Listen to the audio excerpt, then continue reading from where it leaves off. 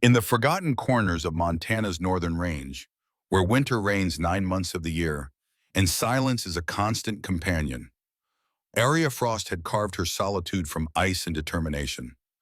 15 winters she had survived alone, her scarred back bearing witness to why isolation was preferable to submission. The forest knew her footsteps. The wolves and deer acknowledged her territory with respectful distance. Beyond her small cabin, nestled in a clearing surrounded by ancient pines, stretched an untamed wilderness that few humans dared to traverse.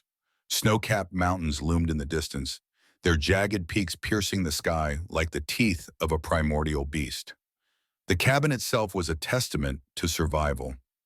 Logs stacked and sealed against the bitter cold, a stone chimney that carried away the smoke from her perpetual hearth fire, and windows covered with oiled animal hide that let in light but kept out the wind's icy fingers. Inside, herbs hung from the rafters, wolfsbane, yarrow, mountain sage, their pungent aromas filling the single room with the scent of ancient medicine.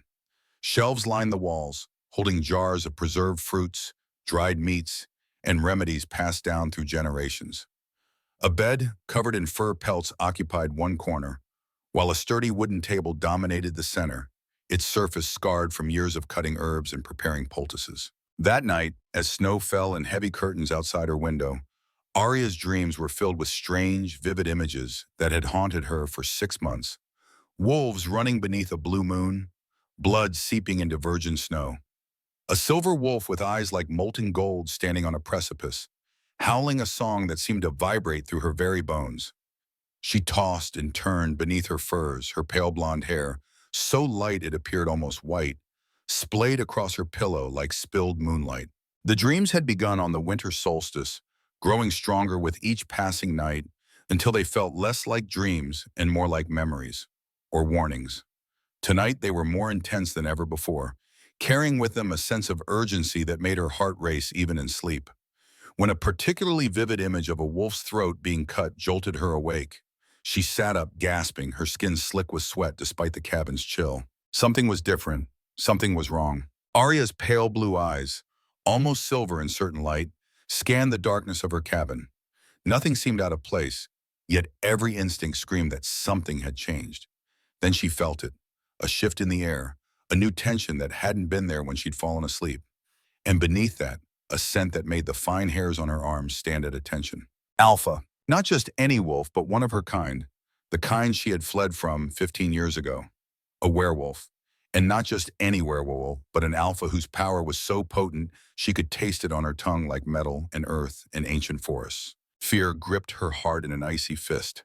Had they found her after all this time? Had Alaric Bloodfang, the alpha who had ordered her punishment and planned worse, finally tracked her to this remote sanctuary? Her fingers instinctively went to the scars on her back, tracing the raised lines through the thin fabric of her nightshirt. 20 lashes for questioning his authority. 20 lashes for being an Omega who dared speak out of turn. Moving with the silent grace that had kept her alive in the wilderness, Arya slipped from her bed and reached for the silver dagger she kept beneath her pillow.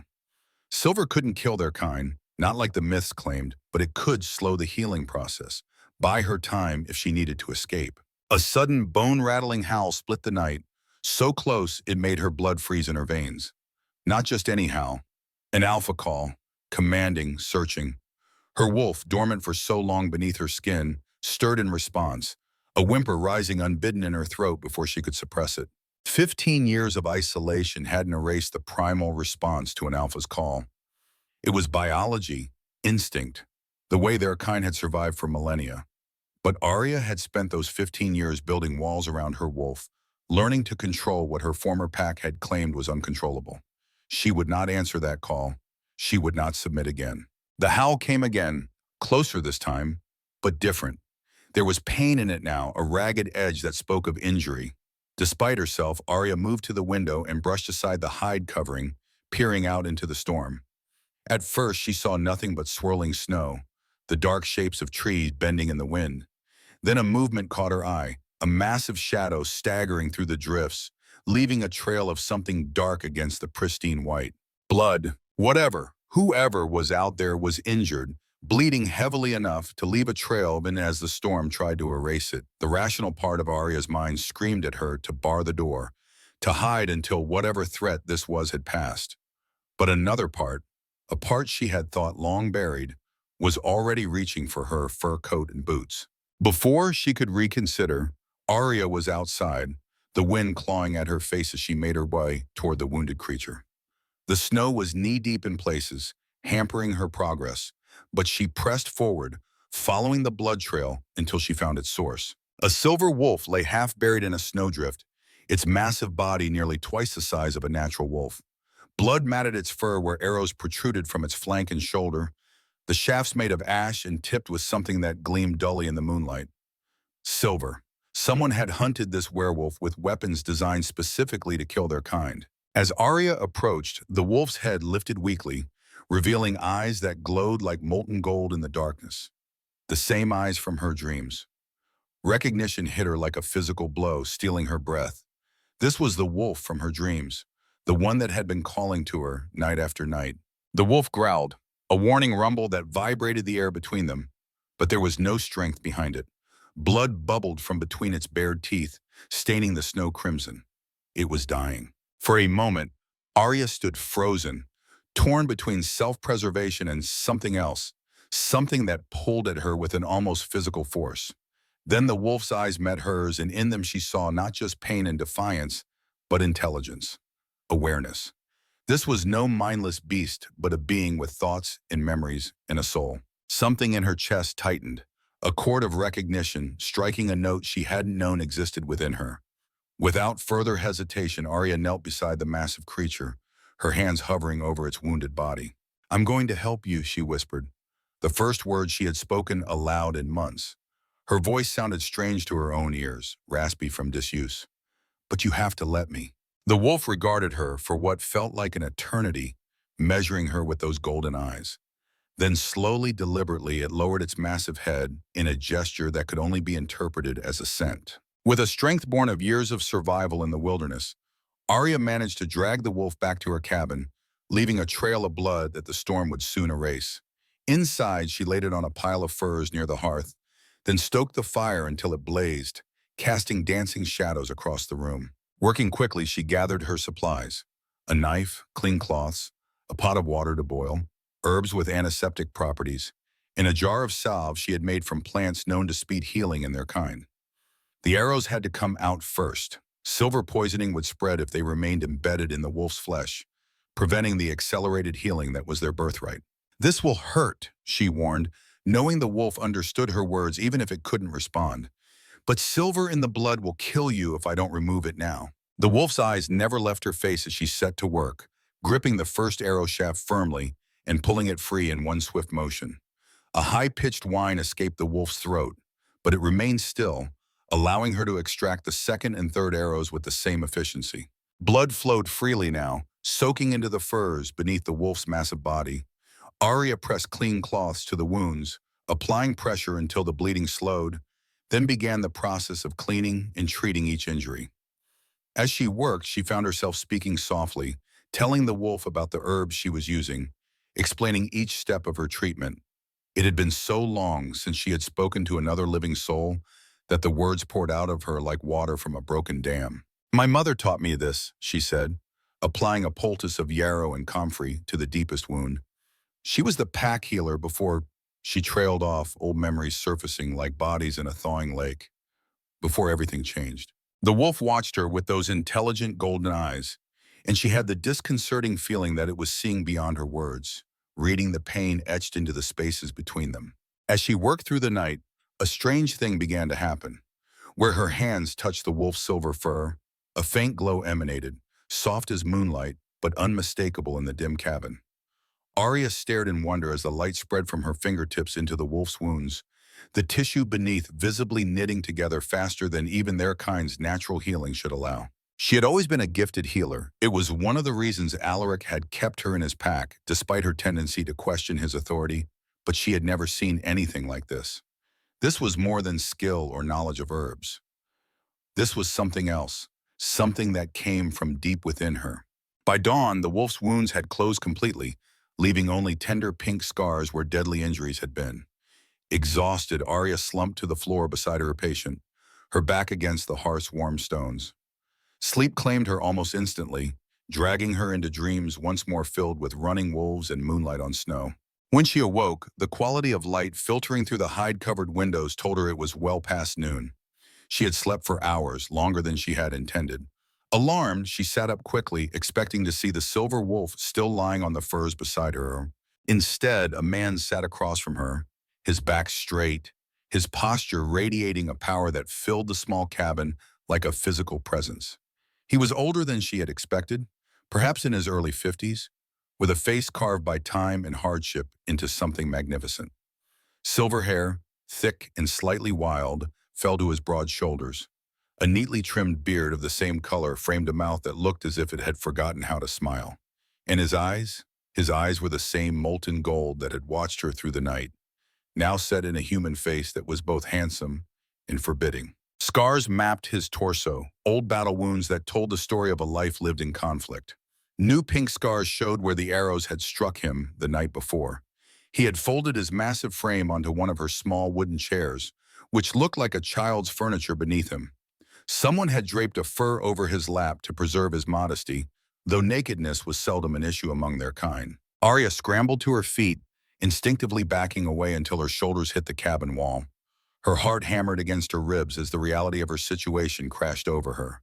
She had brought an alpha werewolf into her home, her sanctuary, an alpha whose power radiated from him in waves she could almost see, making the air thick and difficult to breathe. "You saved my life," the man said, his voice a deep rumble that seemed to vibrate through her bones. It was a voice accustomed to command, to being obeyed without question. "I owe you a blood debt." Arya swallowed hard, forcing herself to stand straight despite the instinctive urge to lower her eyes, to submit to the dominant force in the room. 15 years of freedom had given her strength, but biology was not so easily overcome. "Who are you?" she managed, proud that her voice remained steady. "And why were you being hunted?" The man studied her for a long moment, his golden eyes seeming to look through her rather than at her. When he finally spoke again, his words were careful, measured. "My name is Magnus Silverclaw. I am Alpha of the Northern Ridge Pack." He paused, watching her reaction. "And you are Arya Frost, last of the Stormheart line, though you may not know what that means." A chill that had nothing to do with the winter outside crawled up Arya's spine. How did he know her name?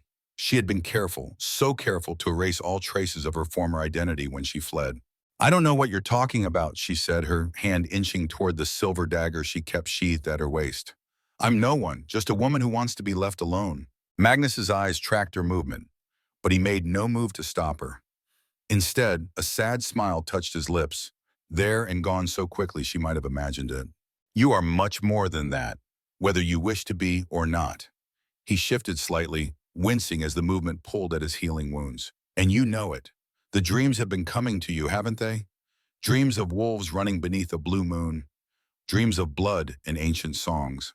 Arya froze, her fingers curling around the dagger's hilt. "How could you know that?" "Because they were sent to you, by the same one who sent me to find you." Magnus leaned forward, his golden eyes intense. "The same one who made sure our paths would cross tonight, though Alaric Bloodfang's hunters nearly ensured I wouldn't live to fulfill my purpose." At the mention of Alaric's name, Arya's blood turned to ice in her veins. Her knuckles whitened around the dagger's hilt as memories flooded back. The public lashing, the humiliation, the whispered plans for what they intended to do to her afterward. She had barely escaped with her life, fleeing into a snowstorm much like the one that still raged outside her cabin walls. "Alaric." The name tasted like ash on her tongue. "You know him?" "I know of him." Magnus's expression darkened, a thundercloud passing over the sun. "As do all of our kind. He has broken the ancient pacts, hunted down those with special gifts, particularly those of the Stormheart line." "I have no special gifts," Arya insisted, though the memory of the glowing light that had emanated from her hands the night before rose unbidden in her mind. "And I don't know anything about Stormhearts. My family name was Frost." "Your mother's name?" "Yes, taken to protect you." Magnus rose from the chair, the fur still draped around his waist. Even injured, he moved with fluid grace, power evident in every line of his body. "But your father was Orion Stormheart, last alpha of his line before Alaric's betrayal 15 years ago." The cabin seemed to tilt around Arya, the floor unsteady beneath her feet. She had been so young when they fled their original pack, just a child. Her memories of that time were fragmented, flashes of fear and blood, and her mother's desperate face as she pulled Arya through the snow, away from the sounds of fighting and death. "My father died defending our pack," she said, the words coming automatically, a truth she had always known but rarely spoken aloud. "My mother and I escaped. She changed our names, taught me to suppress my wolf, to pass as human. She said it was the only way we would survive." And she was right. Magnus moved closer, stopping when Arya tensed, respecting the space between them. "But hiding is no longer an option. The time has come for you to reclaim your heritage, to fulfill the prophecy that has been waiting for 15 years. Prophecy? Arya shook her head, disbelief warring with the strange sense that she had been waiting for this moment her entire life. "I don't believe in prophecies. I believe in survival, in staying alive one day at a time." "As do I." A hint of something like approval flickered in Magnus's golden eyes. "But some truths transcend our beliefs, Arya Stormheart. Some fates find us no matter how far we run." "Don't call me that," she snapped, the name striking a chord deep within her that resonated painfully. "That person died 15 years ago. I'm Arya Frost." "Names have power," Magnus acknowledged with a slight inclination of his head. "But blood has more, and yours is calling to you now as it has been for months through your dreams. The question is, will you answer?" Before Arya could respond, a sound from outside caught both their attention. The snap of a branch beneath a heavy foot. Magnus was instantly alert, his body coiling with tension as he moved to the window with inhuman speed, peering through a gap in the hide covering. "They've found us," he growled, his voice dropping an octave, rumbling with the power of his wolf just beneath the surface. "Alaric's hunters, at least 5 of them." Fear lanced through Arya, sharp and familiar. 15 years of safety shattered in an instant. She moved quickly, grabbing her bow from its hook on the wall and slinging a quiver of arrows over her shoulder. These weren't silver-tipped. She had never needed such weapons in her exile, but they would slow an attacker long enough for her to strike with her silver dagger if necessary. "There's a cellar beneath the floor," she said, pointing to a nearly invisible trapdoor under her table. "A tunnel leads from there to a cave about half a mile east. We can—" "No." Magnus turned to face her, his expression resolute. "I did not survive last night's attack to flee again today. This ends now." "Are you insane?" Arya hissed, disbelief coloring her tone. "You're still wounded, and there are at least 5 of them with silver weapons. Even an alpha can't—" I'm not just any alpha," Magnus cut in, his voice quiet but filled with such authority that Arya's words died in her throat. "And you are not just any Omega. Together we can defeat them." The certainty in his voice made something stir inside her, a part of herself she had kept locked away for 15 years. Her wolf, suppressed for so long that it had become little more than a shadow, suddenly pressed against the boundaries of her control, eager and alert. "I haven't shifted in 15 years, she admitted, the words painful to speak aloud. "My mother taught me to suppress it, to hide what I am. I'm not sure I even remember how." Magnus's expression softened slightly, the first real vulnerability she had seen from him. "The wolf is not something you can forget, Arya. It is not a skill to be learned or unlearned. It is you as much as your heart or your soul." A crash against the cabin door interrupted them. Someone was trying to break in. The wood groaned but held, reinforced as it was against both weather and potential intruders. "There's no more time," Magnus said, letting the fur fall away as his body began to change. Bones cracking and reforming, silver fur sprouting from his skin. Even injured, his shift was fluid and controlled, the mark of an alpha with decades of experience. "Trust your blood, Arya Stormheart. Trust what you are." Panic clawed at Arya's throat as the pounding on her door intensified. She wasn't ready for this. She couldn't fight. She couldn't shift. She had spent 15 years building a life based on hiding, on being invisible. But as Magnus's transformation completed, the massive silver wolf now standing before her, golden eyes gleaming with challenge and something else, faith, perhaps, or hope, Arya felt something within her give way. A wall crumbling after years of maintenance, releasing what lay behind it. Her wolf surged forward with a joy so fierce it brought tears to her eyes. The shift came upon her like a wave breaking over rocks, powerful and unstoppable. Bones reshaped, muscles stretched and reformed. Fur, pure white as snow, erupted from her skin. It hurt after so many years of suppression, but beneath the pain was an exhilaration she had forgotten could exist. When the transformation was complete, A white wolf stood where Arya had been, smaller than Magnus, but still larger than a natural wolf, her pale blue eyes now glowing with an inner light. The scent of her surroundings hit her with new intensity. The herbs hanging from the rafters, the blood that still stained the furs by the hearth, the fierce sweat and hatred emanating from the men outside her door. Magnus's approval radiated toward her in waves, a wordless communication that transcended human speech. Together, they faced the door just as it splintered inward, revealing 5 men dressed in black, armed with crossbows loaded with silver-tipped bolts. The leader, a scarred man with cold eyes, faltered for a moment at the sight of 2 fully transformed werewolves waiting for them instead of the easy prey they had anticipated. That moment of hesitation was all Magnus needed. He launched himself at the leader with devastating speed, jaws closing around the man's arm before he could fire his crossbow. Bone crunched beneath powerful teeth, and the man's screams split the air. Arya's instincts took over, years of suppression falling away as her wolf reveled in freedom. She darted between 2 of the hunters, teeth slashing at hamstrings, moving too quickly for their weapons to track. Blood sprayed across her white fur, hot and metallic in the cold air. One hunter managed to loose a bolt that grazed her shoulder, leaving a burning trail of silver-induced pain. Arya snarled, pivoting with a grace she had forgotten she possessed, and launched herself at his throat. Her jaws closed around soft flesh, and she tasted blood as her momentum carried them both backward into the snow outside. All around her, the sounds of battle filled the clearing, growls, screams, the thud of bodies falling. Magnus fought with the controlled fury of a warrior who had seen countless battles, each movement deliberate and devastating. 3 hunters already lay unmoving in the bloodied snow, their weapons scattered uselessly around them. The last hunter, seeing his companions defeated, turned to flee into the forest.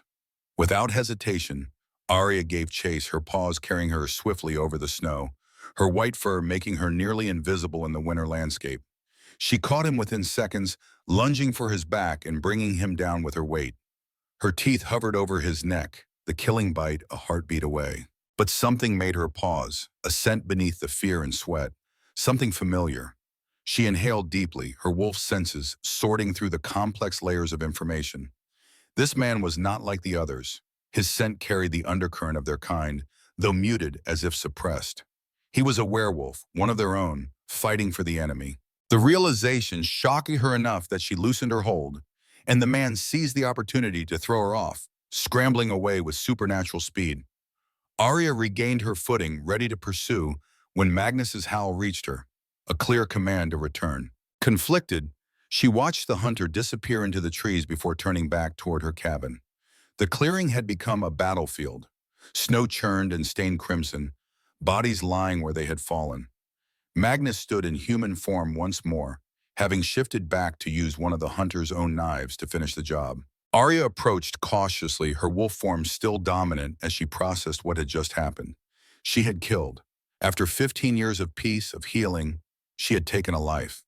The knowledge settled over her like a weight, and she found herself shifting back to human form almost unconsciously, the need to process this with a human mind overriding her wolf's simpler perspective. The cold hit her naked skin like a slap, but she barely noticed, her eyes fixed on the carnage around her.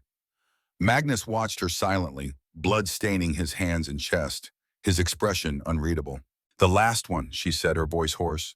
"He was one of us, a werewolf." "Alaric's enforcers," Magnus confirmed grimly.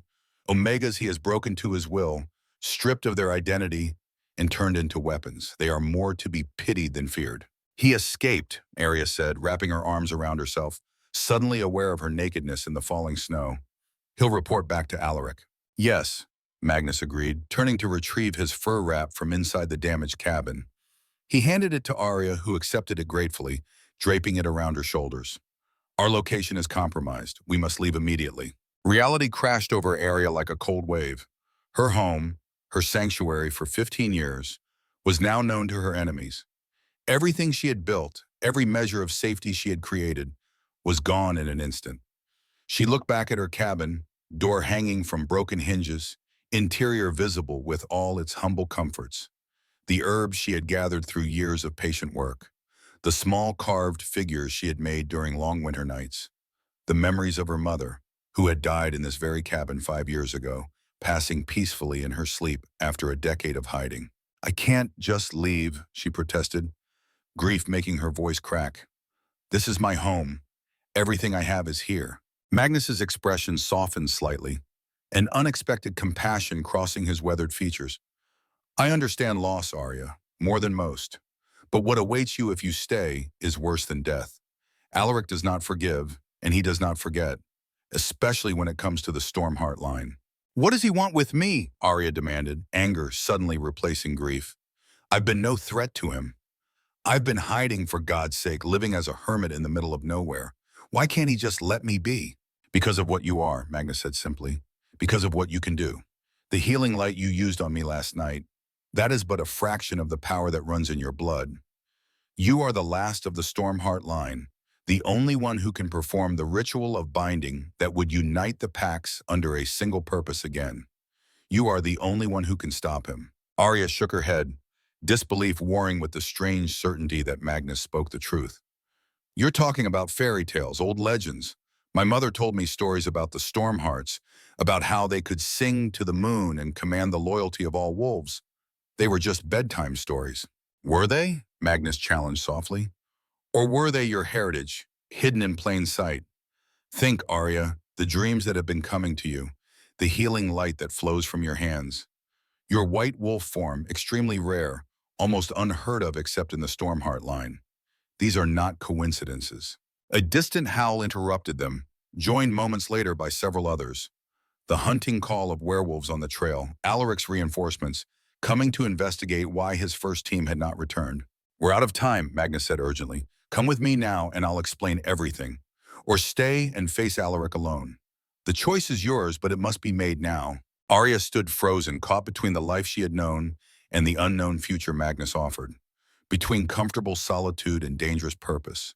She glanced once more at her cabin, memorizing its simple lines, saying a silent goodbye to the life she had built here. Then she looked at Magnus, this strange alpha who had appeared in her dreams before he ever crossed her threshold, who spoke of prophecies and ancient bloodlines with the certainty of someone who had seen too much to doubt anymore. His golden eyes held no deception, only a fierce determination and something else, a bone-deep weariness that spoke of years of fighting without hope.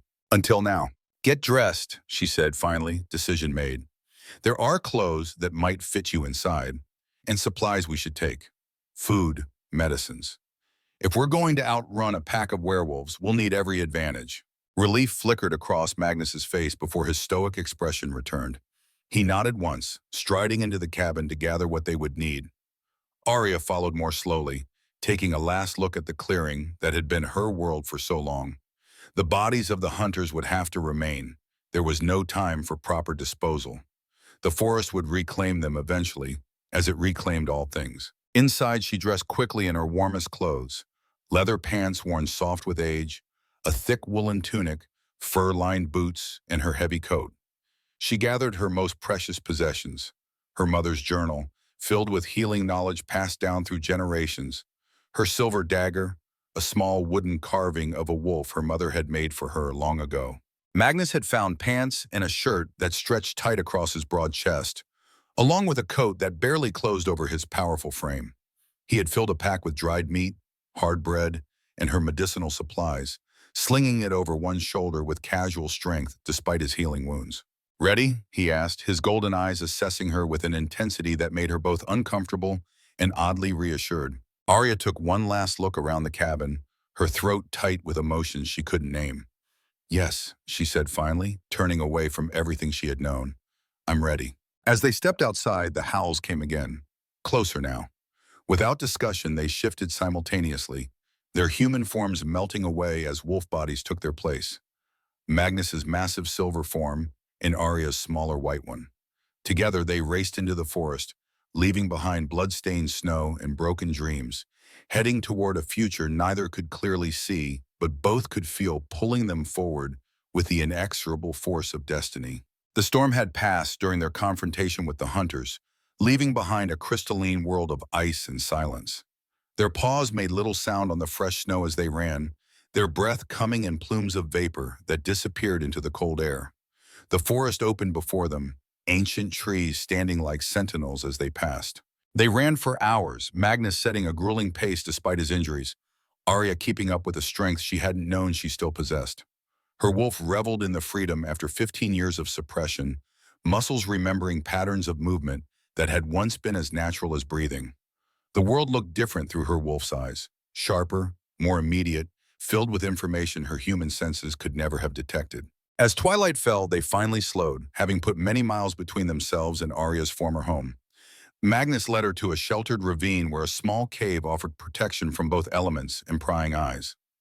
Once inside, they shifted back to human form, the cave's close quarters suddenly intimate in a way that made Arya acutely aware of Magnus as a man rather than simply as an alpha. He seemed to sense her discomfort, turning away to retrieve clothing from the pack he had carried in his teeth during their journey. They dressed in silence, the only sound their breathing and the distant call of a hunting owl. "We should be safe here for the night," Magnus said finally, his deep voice echoing slightly in the confined space. "Alaric's enforcers won't track us this far in darkness, even with their enhanced senses. The storm covered our initial trail, and I took us through a river to mask our scent." Arya nodded, sinking down to sit with her back against the cave wall, suddenly exhausted. The events of the past 24 hours crashed over her. The injured wolf at her door, the revelation of her heritage, the fight, the flight. It was too much to process, too much change after 15 years of careful routine. "You promised explanations," she said, fixing Magnus with a steady gaze. "I've left everything behind. I think I've earned the right to know exactly what I've walked into." Magnus studied her for a long moment, then nodded, settling himself across from her. In the dimness of the cave, his golden eyes seemed to glow with an inner light, the only feature fully visible in the growing darkness. "15 years ago," he began, his voice taking on the cadence of a tale often told. "Alaric Bloodfang betrayed the Council of Alphas, murdered your father, the rightful Alpha of the Eastern Territories, and began what we now call the Purge. His target was specific, the Stormheart line and any who carried similar gifts." "But why?" Arya interrupted, hunger for understanding overcoming her usual reticence. "What threat could we possibly have posed?" "Control," Magnus said simply. "The Stormheart line has always been unique among our kind. While most packs are ruled by the strongest alpha, maintained through force and dominance, your family possessed something different, the ability to create voluntary bonds through what we call the Wolf Song. An Omega with this gift can unify packs not through conquest but through choice, creating a strength greater than any single alpha could achieve." Arya frowned, pieces of childhood memories shifting into new patterns. "My mother used to sing to me," she said slowly. "Strange melodies that made me feel connected to something larger than myself. She stopped after we fled, said it wasn't safe anymore." "She was right," Magnus confirmed grimly. "Such songs can be felt by any of our kind within miles. It would have led Alaric's hunters straight to you. So this ability, this wolf song, is what Alaric fears?" "What he covets," Magnus corrected. "He has spent 15 years trying to replicate it through force, through blood rituals, through the torture and breaking of captured Omegas. He has created a mockery of the true bond, enslaving lesser packs to his will, rather than uniting them in strength." The implications settled over Arya like a weight. "And now he wants me because I'm the last one who can do this naturally." "Yes." Magnus's expression darkened. "Either to use your ability to legitimize his rule or to ensure it dies with you, so no one can ever challenge him." Arya wrapped her arms around herself, suddenly cold despite her warm clothing. "You said you came because of a prophecy. What prophecy?" Magnus hesitated, something like uncertainty crossing his weathered features for the first time. 3 months ago, as the blue moon rose, our pack's elder, a seer of considerable gifts, fell into a trance. Through her, a voice we had not heard in 15 years spoke to the assembled pack. Your father's voice, Orion's Stormheart." Arya's heart clenched painfully. "That's not possible. My father is dead." "His body, yes," Magnus agreed. "But among the greatest alphas, something remains, an echo, a presence that can sometimes reach through the veil between worlds at moments of greatest need. He spoke of you, of the daughter who survived, who would return when the blue moon rose again to unite the scattered packs and end Alaric's reign of blood." "That's—" Arya shook her head, disbelief warring with a strange sense of recognition. "I'm no savior. I'm a healer, an exile. I've spent 15 years hiding, not preparing to lead some mystical revolution." Perhaps that was exactly the preparation you needed, Magnus suggested, his golden eyes intent on her face. You've learned to survive alone, to rely on yourself. You've developed healing gifts that far exceed what most of our kind possess. And most importantly, you've lived outside the pack structure long enough to see it clearly, to understand its strengths and its flaws. Or maybe your elder had a particularly vivid dream, and you're placing your hopes on a myth, Arya countered, the weight of expectation making her voice sharper than intended. To her surprise, Magnus chuckled, the sound rusty as if seldom used. I had the same thought, he admitted. I've never been one for prophecies and mystical destinies. I believe in strength, in strategy, in hard-won victories. But then the dreams began. You had them too? Arya leaned forward, suddenly eager. The wolves running under the blue moon? Yes. Magnus's expression grew distant. And more, I saw you, though I didn't know it was you then. A white wolf standing on a precipice, singing a song that made the mountains themselves seem to listen.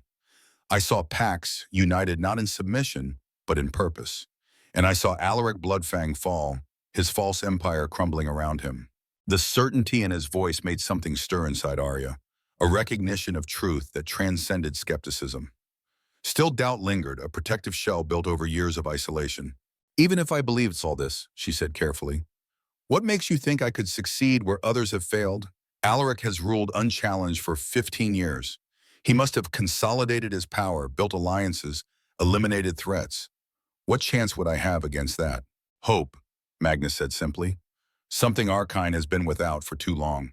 The packs suffer under Alaric's rule, taxes of blood and loyalty that leave them weakened, territorial disputes fostered rather than resolved, Omegas treated as little more than servants or worse. Many remember the old ways when the Stormheart line mediated disputes and ensured all packs prospered. They would rally to a true Stormheart if one appeared. If they even believed I was one, Arya pointed out. I have no proof of my lineage, no witnesses, except my mother, who is dead. Why would anyone take my word over Alaric's established power? Magnus's mouth curved in a smile that held little humor. That, he said, is where I come in. As Alpha of the Northern Ridge Pack, one of the few that has successfully resisted Alaric's attempts at conquest. My support carries weight, and there is a test, an ancient ritual that can prove Stormheart blood beyond any doubt. What kind of test? The Moonstone Trial. Magnus's voice dropped, weighted with reverence. In the heart of what was once your father's territory lies a sacred cave. Within it rests a stone said to have fallen from the moon itself in the earliest days of our kind. Any who touch it reveal their true nature. Alpha, Beta, Omega, and their lineage. A Stormheart's touch makes the stone sing. The description stirred something in Arya's memory, a childhood tale her mother had told her, about a magical stone that knew all truths. She had thought it just another bedtime story, like so many others. And you believe this stone exists, that it can prove who I am? I know it exists, Magnus said with absolute certainty. I have seen it with my own eyes, though I have never witnessed a Stormheart's touch upon it. That spectacle has not been seen in 15 years. Arya fell silent, processing all she had learned.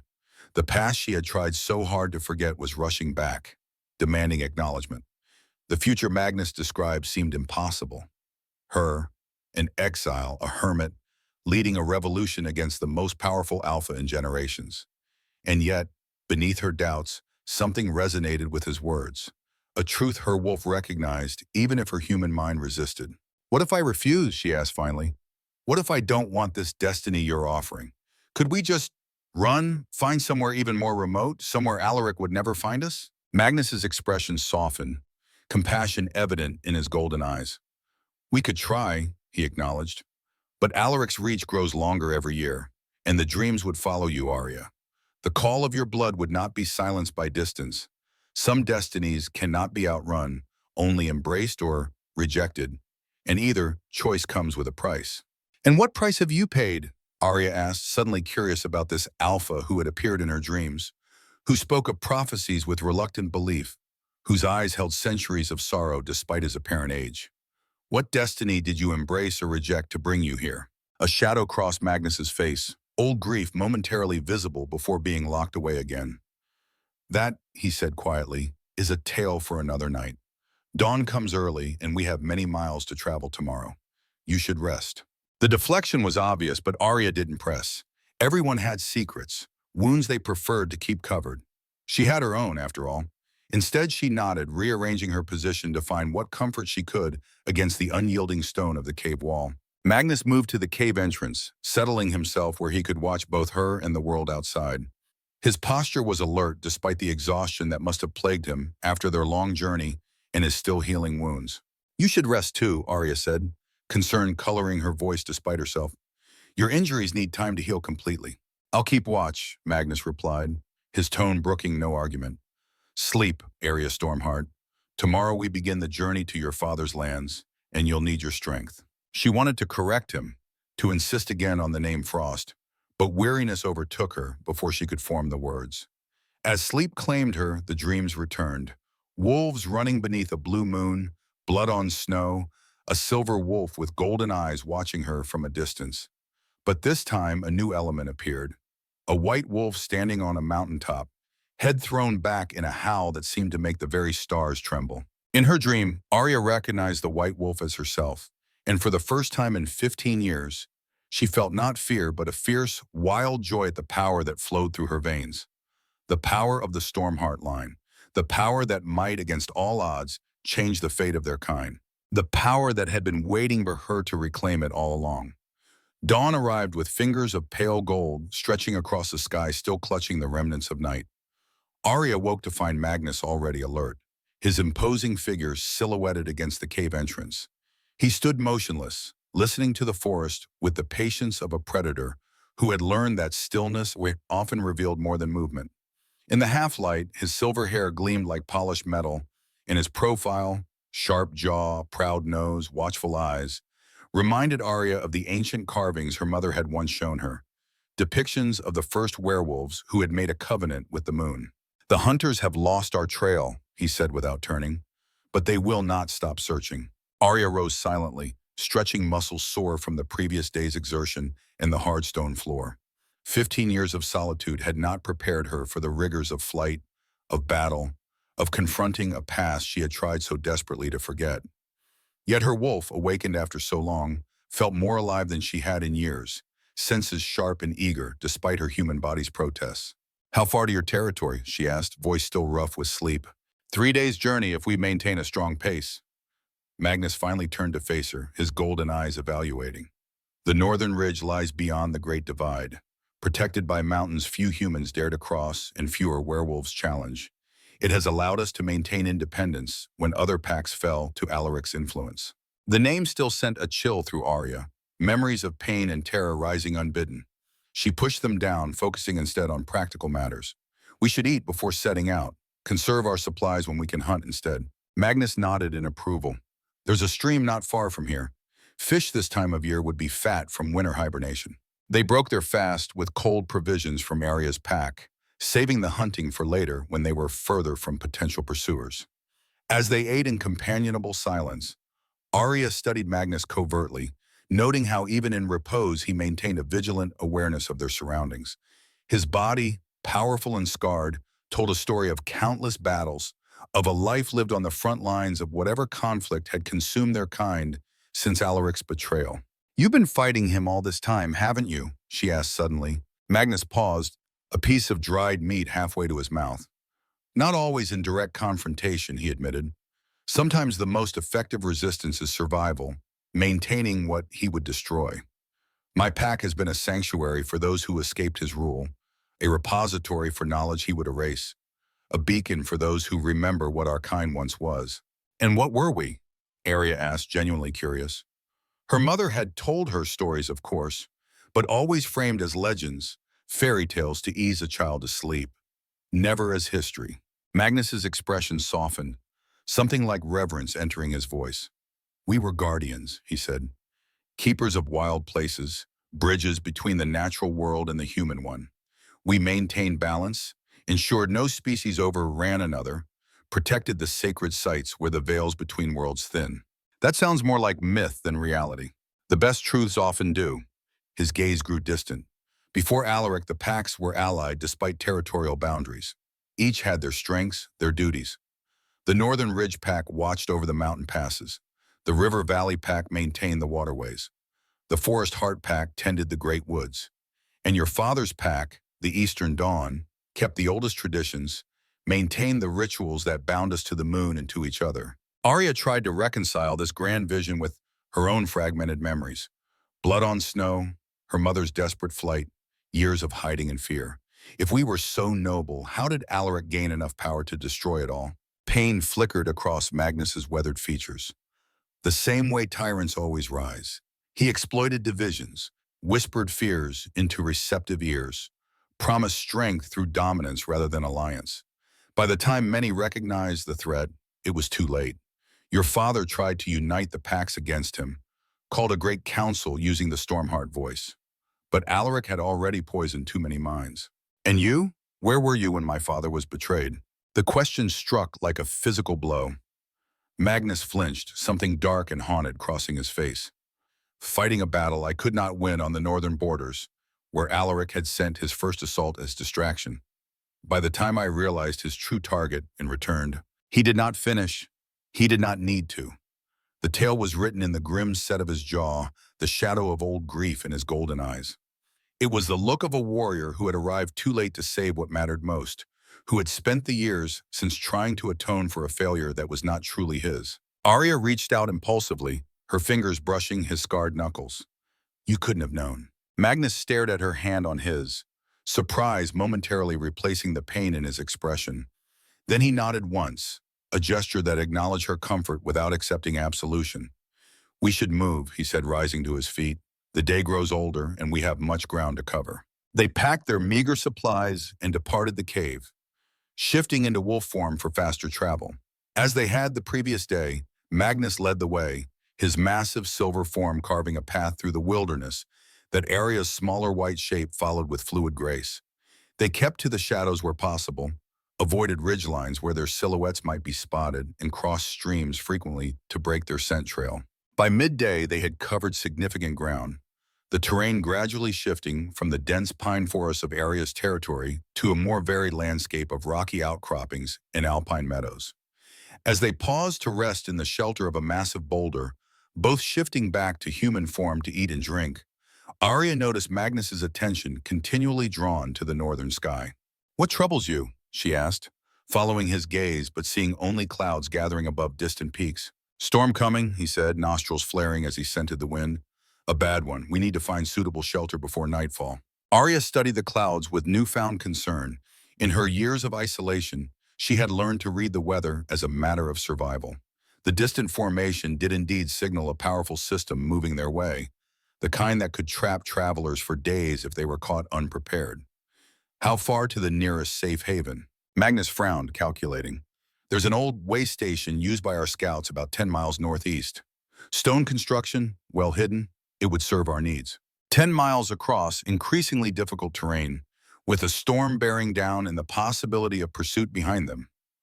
Arya nodded, accepting the challenge. Without discussion, they shifted again, resuming their journey with increased urgency.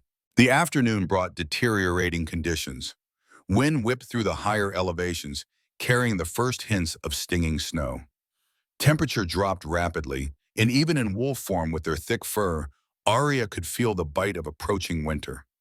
Magnus pushed them harder, setting a punishing pace that tested even Arya's newfound strength. Yet she refused to falter, driven by a determination she had not known she possessed. They reached the way station as dusk gathered, and the storm unleashed its full fury. The structure was more substantial than Arya had expected. A small stone cabin built into the side of a mountain, its entrance partially concealed by a natural rock formation. Inside, they found basic provisions, dry firewood, preserved food, blankets, and even a change of clothes stored in sealed containers. Your pack maintains this place well, Arya observed as she shifted back to human form, gratefully accepting the clothing Magnus handed her. Necessity born of experience, he replied, turning his back to allow her privacy as they dressed. The Northern Ridge has always trained for survival in the harshest conditions. It's how we've endured when others fell. Once dressed and warmed by the fire Magnus had expertly kindled, Arya felt her racing thoughts begin to settle. The shelter, though simple, offered a security her cabin had lacked, the sense of being part of something larger, a network of support and planning that extended beyond a single individual's efforts. For the first time, she glimpsed what it might mean to belong to a pack again, to be connected to others who shared her nature and understood her needs without explanation. "You're quiet," Magnus observed, setting a pot of melted snow to heat over the fire. "Just thinking," Arya replied, watching the flames dance, "about what you said earlier, about the packs and their purpose. If what you described was real, if we were once protectors of the wild places, then what happens when we abandon that role? Does the world suffer for our absence?" Magnus regarded her thoughtfully, adding dried herbs to the heating water, creating a simple tea, Arya realized, recognizing some of the same plants she had grown herself. "An insightful question," he said. "And yes, the world suffers. The balance shifts. Humans encroach further into territories they don't understand, exploiting rather than stewarding. Other predators either overhunt without our moderating presence or face extinction without our protection.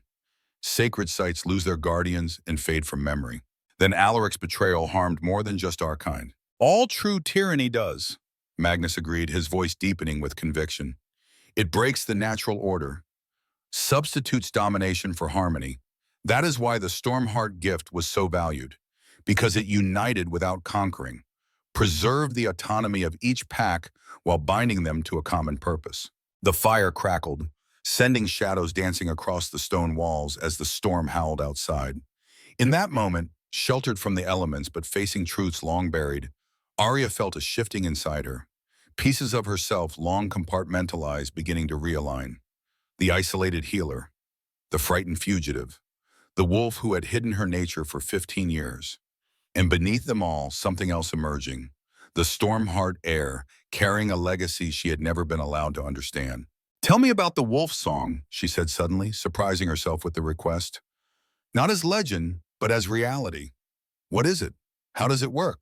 Magnus studied her over the rim of his mug, steam curling around his weathered features. For a moment, Arya thought he might deflect again, but instead he set down his drink and leaned forward, his golden eyes intent. "The wolf song is not a single ability, but many, all flowing from the same source. A unique connection to what our kind calls the moon current, the tide of power that ebbs and flows with the lunar cycle. All werewolves feel it to some degree. It's what triggers our shifts during the full moon if we haven't learned control. But the Stormheart line perceives it differently, can channel it in ways others cannot. Like the healing light," Arya murmured, remembering the glow that had emanated from her hands as she treated Magnus's wounds. "That's one manifestation, yes. Healing is common among Stormhearts, though rarely as powerful as what you demonstrated." Magnus's expression grew more animated as he continued, passion for the subject evident. "The song itself is the most profound expression, a harmonizing with the moon current that can be heard by any werewolf within miles, calling to their true nature beyond any artificial loyalty or fear. It awakens memory, reminds our kind of what we are meant to be rather than what circumstances have made us. And that's why Alaric fears it," Arya concluded, "because his control is based on fear and dominance, not true loyalty." "Precisely. His stolen power would crumble if challenged by a true Stormheart voice." Magnus hesitated, then added more quietly, "Your voice, Arya." Outside, the storm reached new intensity, wind screaming around the stone corners of the way station like a living thing denied entry. Arya shivered despite the fire's warmth, the weight of expectations settling over her shoulders like a mantle she had never asked to wear. "I wouldn't even know how to begin," she admitted. "My mother never taught me. She only sang the old songs sometimes when she thought I was asleep." "The knowledge is in your blood," Magnus assured her. "When the time comes, you will find it. The greater challenge may be accepting your role rather than mastering the skill itself." A comfortable silence fell between them, broken only by the storm's fury and the gentle pop and hiss of burning wood. Arya found herself studying Magnus again, curiosity about this alpha who had disrupted her carefully constructed isolation growing stronger. "You never answered my question last night," she said finally, "about what price you paid for your own destiny." Magnus stiffened almost imperceptibly, his hands tightening around his mug. For a moment, Arya thought he would deflect again, maintain the careful distance he had established around his personal history. But something in the intimacy of their shelter, in the honesty of their conversation thus far, seemed to shift his resolve. "My price," he said slowly, each word measured, was my family. The simple statement hung in the air, weighted with unspoken grief. Arya waited, sensing there was more he needed to say, that perhaps he had not spoken of this loss in many years. I had a mate once, Magnus continued, his gaze fixed on the dancing flames. Alara and a daughter, Sarah. They were everything to me, my purpose, my joy, my reason for continuing the fight when hope seemed lost. Alara was not a fighter by nature. She was a healer like you, with a gift for easing pain both physical and spiritual. Sarah was just 12, showing signs of rare talent even then. The past tense told Arya everything before he continued, her heart aching in anticipation of what must come next. 8 years ago, Alaric discovered our sanctuary, a hidden valley where those unable to fight, the injured, the elderly, the children, were kept safe while the warriors defended our borders. I was leading a counterattack against his forces in the north when he struck from the east, a direction we had thought impassable due to the sheer cliffs. He had found a way through, guided by a traitor from within. Magnus's voice remained steady, but the pain in his eyes deepened, ancient and unhealed. By the time word reached me, by the time I returned, there was nothing left but ashes and bodies. Alaric himself had led the attack, had made an example of those who defied him. Alara died defending the children. Sarah, his voice faltered for the first time. They took Sarah, whether as hostage or for worse purposes, I never discovered. Despite years of searching, I found no trace of her. I must presume she did not survive. Magnus, I'm so sorry, Arya whispered, genuine anguish for his loss overriding her usual reserve. He acknowledged her sympathy with a slight nod, composure regained through what must be years of practiced control. So you see, I understand what it means to lose everything, to rebuild a life from ashes. I understand why you might hesitate to embrace a destiny that could bring further loss. But I also understand the cost of inaction, of allowing evil to flourish unchallenged. His golden eyes, so often guarded, met hers with raw honesty. That is my price, Arya Stormheart. I traded a family for a cause. I cannot say it was worth it, but neither can I abandon the fight now. Not when we finally have hope of ending what Alaric began. The revelation transformed Arya's perception of Magnus, adding layers of understanding to his stern demeanor, his relentless drive, his moments of unexpected compassion. She saw now that his apparent coldness was not lack of feeling, but its opposite. Emotion so powerful it had to be contained lest it consume him entirely. In that moment, something shifted between them. A connection forming that transcended Alpha and Omega, rescuer and rescued. They were, in the most fundamental sense, survivors of the same storm. We should rest, Magnus said finally, breaking the weighted silence. Tomorrow will bring its own challenges. They arranged their sleeping areas on opposite sides of the fire, maintaining propriety, though the small space made true privacy impossible.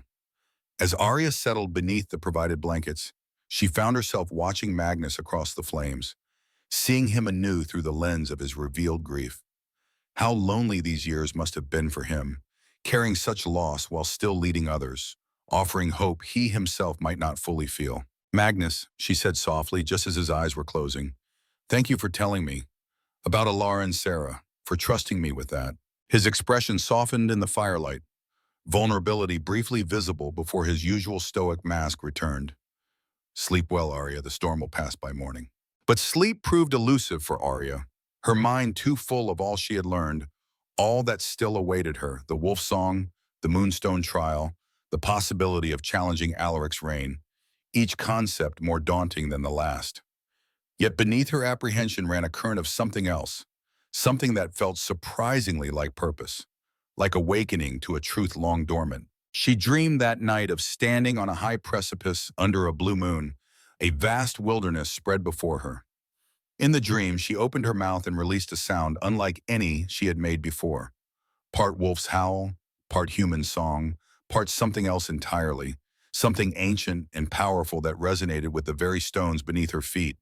And in response, wolves appeared from every direction, their eyes gleaming in the darkness, their voices joining hers in harmony that seemed to make the stars themselves tremble. She woke at dawn to find Magnus already alert, watching her with an intensity that suggested she might have made some sound in her sleep.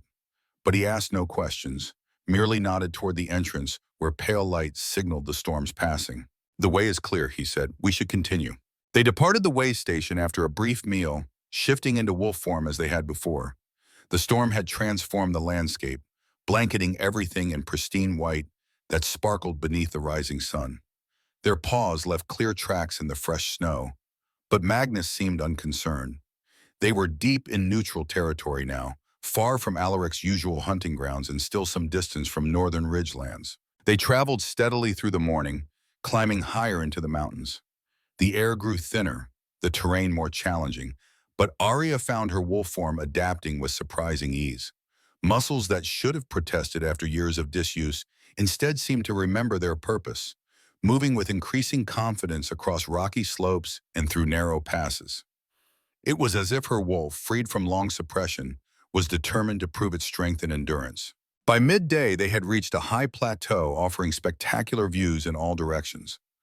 Magnus paused, allowing Arya to catch her breath and take in the vista.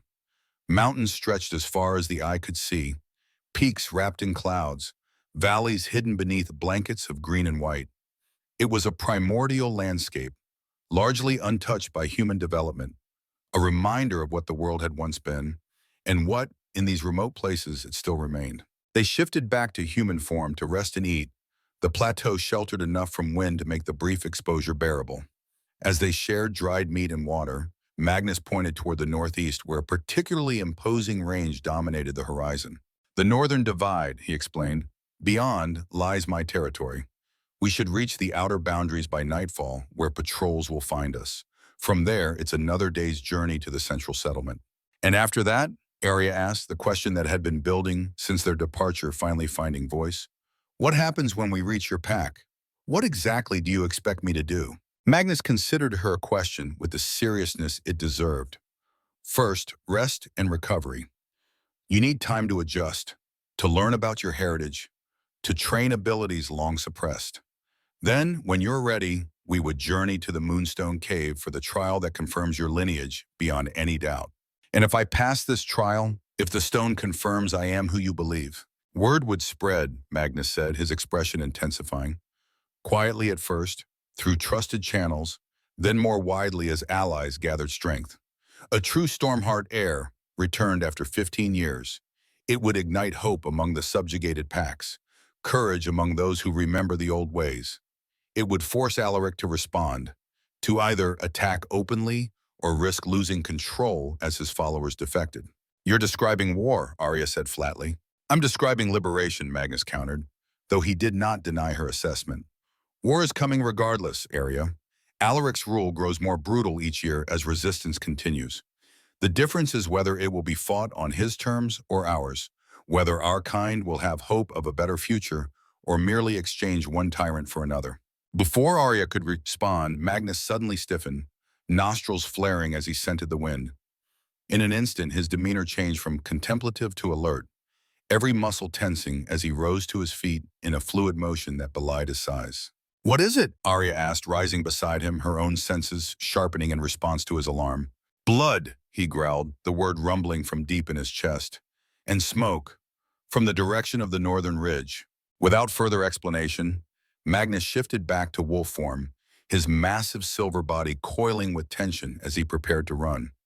Arya followed suit, her own transformation smoother now with practice, her white fur gleaming against the snow. Together they raced across the plateau and down the northern slope, Magnus setting a pace that bordered on reckless.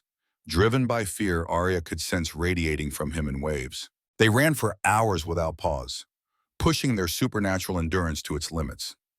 As they drew closer to Northern Ridge territory, other scents became distinguishable beneath the blood and smoke.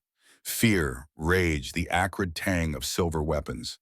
The signs of battle, of ambush. Magnus's pace grew even more desperate, a punishing sprint that Arya struggled to match. They crested a final ridge as afternoon light began to fade, and the source of Magnus's alarm became horrifyingly clear. In the valley below, a small outpost burned, several cabins engulfed in flames, bodies scattered across blood-stained snow. Even from this distance, Arya could see some were in wolf form, others human, caught perhaps in the midst of shifting when the attack came. Magnus released a howl that contained such anguish it seemed to tear the very air, a sound of rage and grief that echoed across the mountains. Then he was racing down the slope, caution abandoned in his need to reach his fallen pack members. Arya followed, her own heart pounding with shared horror at the carnage below. They reached the outpost minutes later, shifting to human form as they entered the clearing. The smell was overwhelming, burned flesh and wood, spilled blood, the distinctive metallic scent of silver weapons. Magnus moved among the fallen with growing desperation, checking each body, his expression darkening with each confirmed death. "Ambush," he growled, examining a young man whose throat had been cut with surgical precision. They never had a chance to call for help. Arya moved through the devastation in shocked silence, her healer's instincts automatically assessing each body she passed, though it was clear none had survived. The precision of the kills, the strategic positioning of the bodies, this was no random attack but a methodical elimination of everyone present. "This was your brother's patrol," she realized suddenly, remembering Magnus's mention of Rowan. "The one you said would meet us." Magnus nodded grimly, his golden eyes scanning the clearing with increasing desperation. "Rowan should be here. He was leading this patrol, according to our rotation." He moved toward the largest cabin, partially collapsed from fire damage but still standing. He would have been inside, at the communications post. Arya followed, dread building with each step. The cabin's interior was a scene of chaos, overturned furniture, scattered papers, dried blood on the floor leading toward a back room. Magnus pushed through the debris with single-minded focus, following the blood trail to its source. In the small back room that had once housed communications equipment, now smashed beyond recognition, they found him. Rowan, his resemblance to Magnus unmistakable despite his younger age, lay crumpled against the far wall. Unlike the others, his death had not been quick. The evidence of torture was written across his body in methodical cuts and burns, his fingers broken one by one. Yet his face, frozen in death, showed not defeat but defiance. Magnus fell to his knees beside his brother, a sound escaping him that was neither human nor wolf, but something between, raw with grief too vast for words. He gathered Rowan's broken body in his arms with infinite gentleness, cradling him as one might a child, despite the fact that both were grown warriors. For long moments, he simply held him, rocking slightly, his face a mask of pain so profound Arya had to look away, feeling like an intruder on something too personal to witness. When Magnus finally spoke, his voice was changed, roughened by emotion yet hardened with a cold fury that sent chills down Arya's spine. This was Alaric's elite unit, the Bloodsworn. They leave distinctive marks. He gestured to a symbol carved into Rowan's chest, a crescent moon bisected by a dagger. This was no random raid. They were hunting for information. "About me," Arya whispered, the realization dawning with sickening clarity. "They knew you had found me, but they were trying to learn where you were taking me." Magnus nodded, gently closing his brother's sightless eyes. "And Rowan died rather than tell them." He looked up at Arya, and the raw pain in his golden gaze nearly staggered her. "He died protecting you, protecting what you represent. Hope." Guilt crashed over Arya like a physical wave. These deaths, brutal, needless, were because of her, because Magnus had sought her out, because she existed at all. If she had remained hidden, if she had never answered the call in her blood, these werewolves might still be alive. Rowan might still be alive.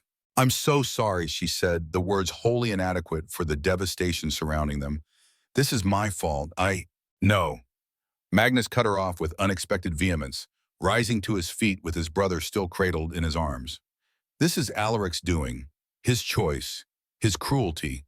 To blame yourself is to absolve him, and I will not allow that." His expression softened slightly, seeing the genuine guilt in her face. "These were warriors, Arya. They knew the risks of standing against tyranny. They chose this fight long before you re-entered it." He carried Rowan outside, laying him gently on a clear patch of ground away from the burning cabins. One by one he gathered the other fallen, arranging them with dignity beside his brother. 8 in total, a small patrol wiped out with brutal efficiency. "We should bury them," Arya said softly as dusk gathered around them. Magnus shook his head. "No time. The Bloodsworn never operate alone. This was an advance party. The main force will be close behind, following any trail that leads to you." He looked to the darkening sky, calculation replacing grief in his expression. We need to warn the main settlement, then get you to safety. The entire pack is at risk now. But we can't just leave them like this, Arya protested, gesturing to the fallen werewolves laid in their somber row. We honor them with purpose, not ceremony, Magnus replied, though his tone held no rebuke, only grim certainty. Each life here was given in service to our cause. To waste that sacrifice in sentimentality would dishonor them more than leaving their bodies to the elements. He knelt beside Rowan once more, placing a hand on his brother's cold forehead. Sleep in peace, brother. I will finish what we started. Then he rose, turning to Arya with renewed resolve. We need to move now. The night will give us cover, and I know paths through these mountains even the Bloodsworn cannot track. Arya nodded, accepting his judgment despite her healer's instinct to tend the dead. As they prepared to depart, she knelt briefly beside each fallen werewolf, murmuring a soft prayer her mother had taught her long ago. Not for the dead, but for those left behind, a plea for strength and eventual peace. When she reached Rowan, she hesitated, then placed her hand over the brutal symbol carved into his chest, covering it as if to shield him from that final indignity. To her shock, a faint glow emanated from her palm, the same healing light that had mended Magnus's wounds. It spread over Rowan's body, not restoring life, but somehow easing the evidence of his torture, smoothing the jagged cuts, erasing the hateful symbol until he looked merely as if he were sleeping. Arya gasped, snatching her hand back in surprise. Magnus watched in silent wonder, something like hope flickering briefly across his grief-ravaged features. The Stormheart gift, he said softly. Healing extends beyond life, it seems. A blessing for the fallen. Moved by instinct, Arya moved to each of the others in turn, placing her hand over their worst wounds. The same gentle light flowed from her touch, restoring dignity in death, erasing the marks of cruelty until all 8 looked peaceful, as if they had fallen in honorable battle rather than by treacherous ambush. When she finished, exhaustion threatened to overwhelm her, the use of her newfound ability draining energy she could ill afford to lose. Magnus steadied her with a supportive hand on her elbow, his expression a complex mixture of gratitude and concern. Thank you, he said simply. That gift was worth more than any burial rite. They shifted to wolf form once more, though Arya's transformation came harder now, her depleted energy making the change painful in a way it hadn't been before. Magnus noticed her struggle, waiting patiently until her white form stood beside his silver one, then nudged her gently with his massive head, a gesture of both comfort and urgency. They left the burning outpost behind, heading northeast through increasingly difficult terrain. Magnus led them away from established trails, choosing instead precarious ridgelines and narrow passes that would challenge even experienced trackers. The pace was slower than their earlier desperate run, concession to both Arya's fatigue and the treacherous footing in the growing darkness. After several hours of careful travel, they reached a sheer cliff face that appeared impassable. Magnus approached it confidently, however, following its base until he located a narrow fissure barely visible in the moonlight. He slipped inside, Arya following with some difficulty, her white fur occasionally catching on the rough stone walls. The fissure opened into a tunnel system that wound deep into the mountain, pitch black except for the faint glow of their eyes. In wolf form, they navigated by scent and sound, moving through absolute darkness with the confidence of predators born to hunt in the night. The tunnels twisted and branched, but Magnus never hesitated, following a path he clearly knew by heart. Eventually, the oppressive darkness gave way to a faint blue glow emanating from ahead. They emerged into a vast underground cavern, its ceiling so high it disappeared into shadows. The source of the ethereal light became apparent, crystals embedded in the walls, glowing with a soft radiance that reminded Arya of moonlight on snow. An underground river cut through the center of the cavern, its water so clear it appeared almost luminous in the crystal light. Magnus shifted back to human form, Arya following suit with relief. The cavern was surprisingly warm compared to the frigid mountain air outside, heated perhaps by some geothermal source deep below. The Ancestor Caves, Magnus explained, his voice echoing slightly in the vast space. A sanctuary known only to the Northern Ridge Pack. We'll be safe here until dawn. It's beautiful, Arya breathed, turning slowly to take in the glowing crystals, the pristine river, the occasional stalactite catching and refracting the blue light. And sacred, Magnus added, leading her toward a flat area near the river where signs of previous occupation were visible. a fire pit ringed with stones, several folded blankets stored in a natural alcove, dried food in sealed containers. Our pack has used these caves as refuge for generations, since long before Alaric's time. It's said the first werewolves sheltered here during the Great Hunting, when humans tried to eradicate our kind. They made a small fire, its warm light creating an island of comfort in the vast blue dimness of the cavern.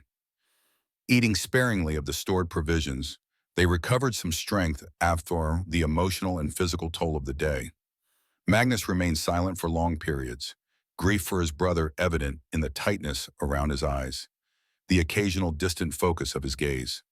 Arya respected his mourning, offering presents without demands, allowing him the space to process his loss. "What happens now?" she asked finally, when the silence had stretched long enough that she feared he might be lost in his pain. Magnus stirred, pulling himself back from whatever dark thoughts had claimed him. "We continue to the main settlement. It's another half-day's journey through the caves.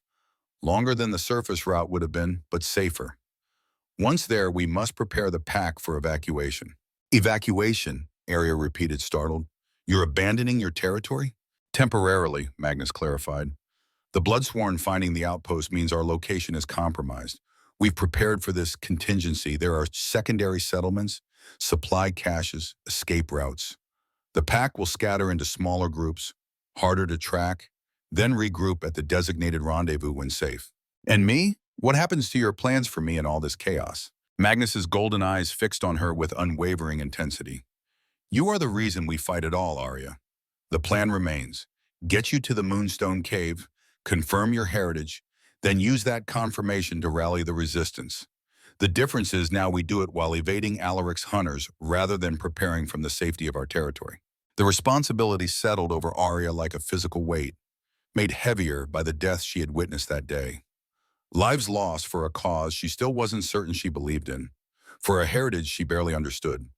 Yet looking at Magnus, his grief still raw but his resolve unbroken, she found she could not refuse the burden, could not dishonor Rowan's sacrifice by retreating into the safety of denial. "I'm afraid," she admitted, the confession easier in the gentle blue light, with no one but Magnus to hear. "Not of Alaric, not even of dying. I'm afraid of failing, of not being what everyone needs me to be. What if I can't do what you believe I can? What if the Moonstone doesn't recognize me? What if I'm not strong enough?" Magnus's expression softened, compassion replacing the warrior's focus. He moved closer, sitting beside her rather than across the fire, close enough that she could feel the warmth radiating from his powerful frame. "Fear is wisdom in the face of danger, not weakness," he said quietly. "Only fools feel no fear. And as for failing," he hesitated, choosing his next words carefully. "I have lived 53 years, Arya. I have seen great victories and devastating defeats. I have learned that success rarely depends on one person being perfect, and failure is rarely the result of one person's shortcomings. Whatever comes next, you will not face it alone." The simple promise touched something deep within Arya, a loneliness she had carried for so long. She had ceased to recognize its weight until this moment, when the prospect of its easing made her eyes burn with unexpected tears. 15 years of solitude, of depending only on herself, had left scars as surely as Alaric's lash had marked her back. "Thank you," she whispered, not trusting her voice with more. Magnus nodded, understanding in his golden eyes. Then, with surprising gentleness for one so formidable, he reached out and took her hand in his much larger one. The contact was brief, a simple clasp of fingers, but it conveyed more than words could have. Solidarity, respect, a promise of support that transcended their roles as Alpha and Omega, as leader and symbol. For that moment, they were simply two survivors facing an uncertain future together. "Rest," Magnus said, releasing her hand and rising to his feet. "I'll keep watch. Tomorrow will demand all our strength." As Arya settled onto the provided blankets, exhaustion finally claiming her, she found herself watching Magnus's silhouette against the blue crystal light. Despite his grief, despite the setback of the ambushed outpost, he remained unbowed, a sentinel between her and whatever dangers might come. There was something profoundly comforting in his presence, in his quiet strength, in the knowledge that for the first time in 15 years, she did not face the darkness alone. Sleep came swiftly, dragging her into dreams once more filled with wolves and moonlight and ancient songs. But this time, as she stood upon the dream precipice preparing to release the wolf song, she was not alone.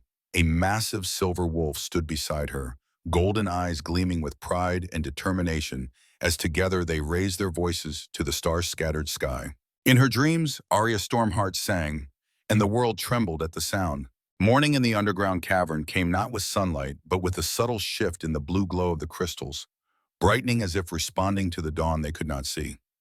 Arya woke to find Magnus already alert, as he always seemed to be, seated by the renewed fire with a stillness that suggested meditation rather than rest. "Did you sleep at all?" she asked, voice still rough with sleep. "Enough," he answered, though the shadows beneath his golden eyes suggested otherwise. Grief, Arya knew from experience, was an enemy of peaceful rest. "We should eat and continue. The main settlement must be warned as soon as possible." They broke their fast with the cave's stored provisions, packed what remained for their journey, and shifted once more to wolf form for the next leg of their route. The tunnels beyond the main cavern grew narrower, requiring them to move in single file, Magnus leading with confident familiarity despite the near-total darkness. Occasionally they passed side passages marked with scent signals Arya could detect but not interpret, pack messages perhaps, or warnings of unstable areas. After several hours of steady progress, Magnus paused at a junction where 5 tunnels branched in different directions. He scented each carefully before choosing the second from the left, which sloped gradually upward.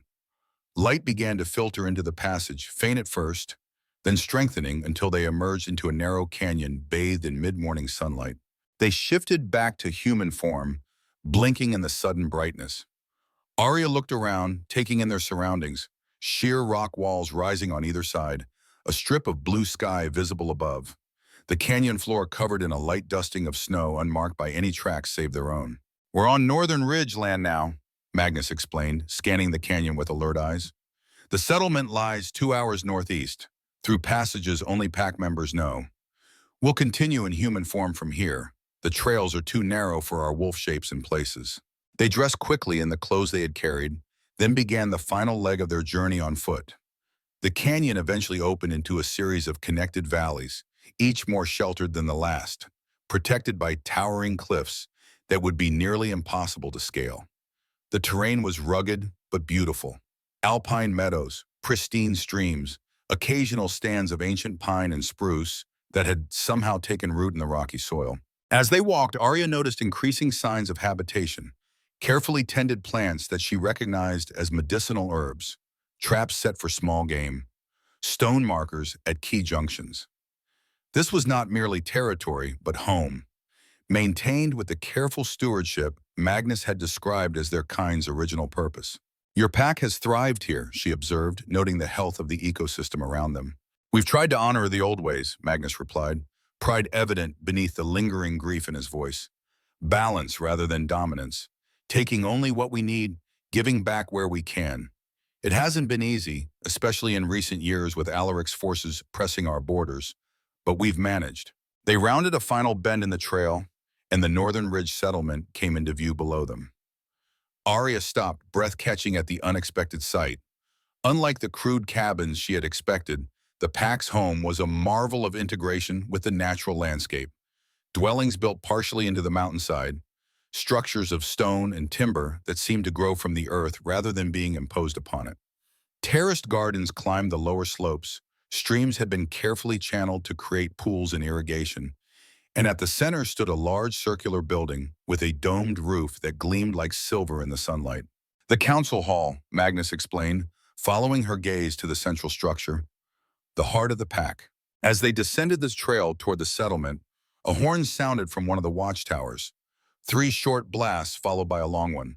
Magnus tensed, his stride lengthening. "That's the Alpha's return signal," he said, "but with warning. They've spotted us, but they also know something's wrong." By the time they reached the settlement's outer perimeter, a welcoming party had assembled. 5 werewolves in human form, armed but not openly hostile, their expressions a mixture of relief at seeing Magnus and wariness at the sight of Arya's unfamiliar face. The leader of the group, a woman perhaps in her 40s with silver streaking her dark hair and a jagged scar running from temple to jaw, stepped forward. "Alpha," she greeted Magnus, then her eyes narrowed as she took in his expression. "What's happened? Where's Rowan and his patrol? Magnus's face tightened with renewed grief. Dead, Lydia, all of them. The outpost was ambushed by the Bloodsworn. We found them too late. Shock rippled through the assembled werewolves, several making low sounds of distress. Lydia's face hardened, sorrow and rage battling for dominance. Rowan? She asked again, as if hoping she had misheard. Among the first to fall, from the evidence, Magnus confirmed, his voice steady despite the pain evident in his eyes. He died protecting information about our guest. He gestured to Arya. This is Arya Stormheart, daughter of Orion, last of her line, the one the prophecy spoke of. All eyes turned to Arya, assessment giving way to wonder as they processed Magnus's words. Lydia studied her with particular intensity, nostrils flaring slightly as she scented the air between them. Stormheart, she repeated, wonder and skepticism mingled in her tone. After all this time, she turned back to Magnus. You're certain? I've seen her wolf form, pure white, as the legends described. I've witnessed her healing gift. The dreams came to both of us. Magnus's gaze was unwavering. I stake my position as alpha on her identity. The declaration seemed to carry significant weight as the assembled werewolves straightened, expressions shifting from doubt to cautious hope. Lydia nodded once, decision made.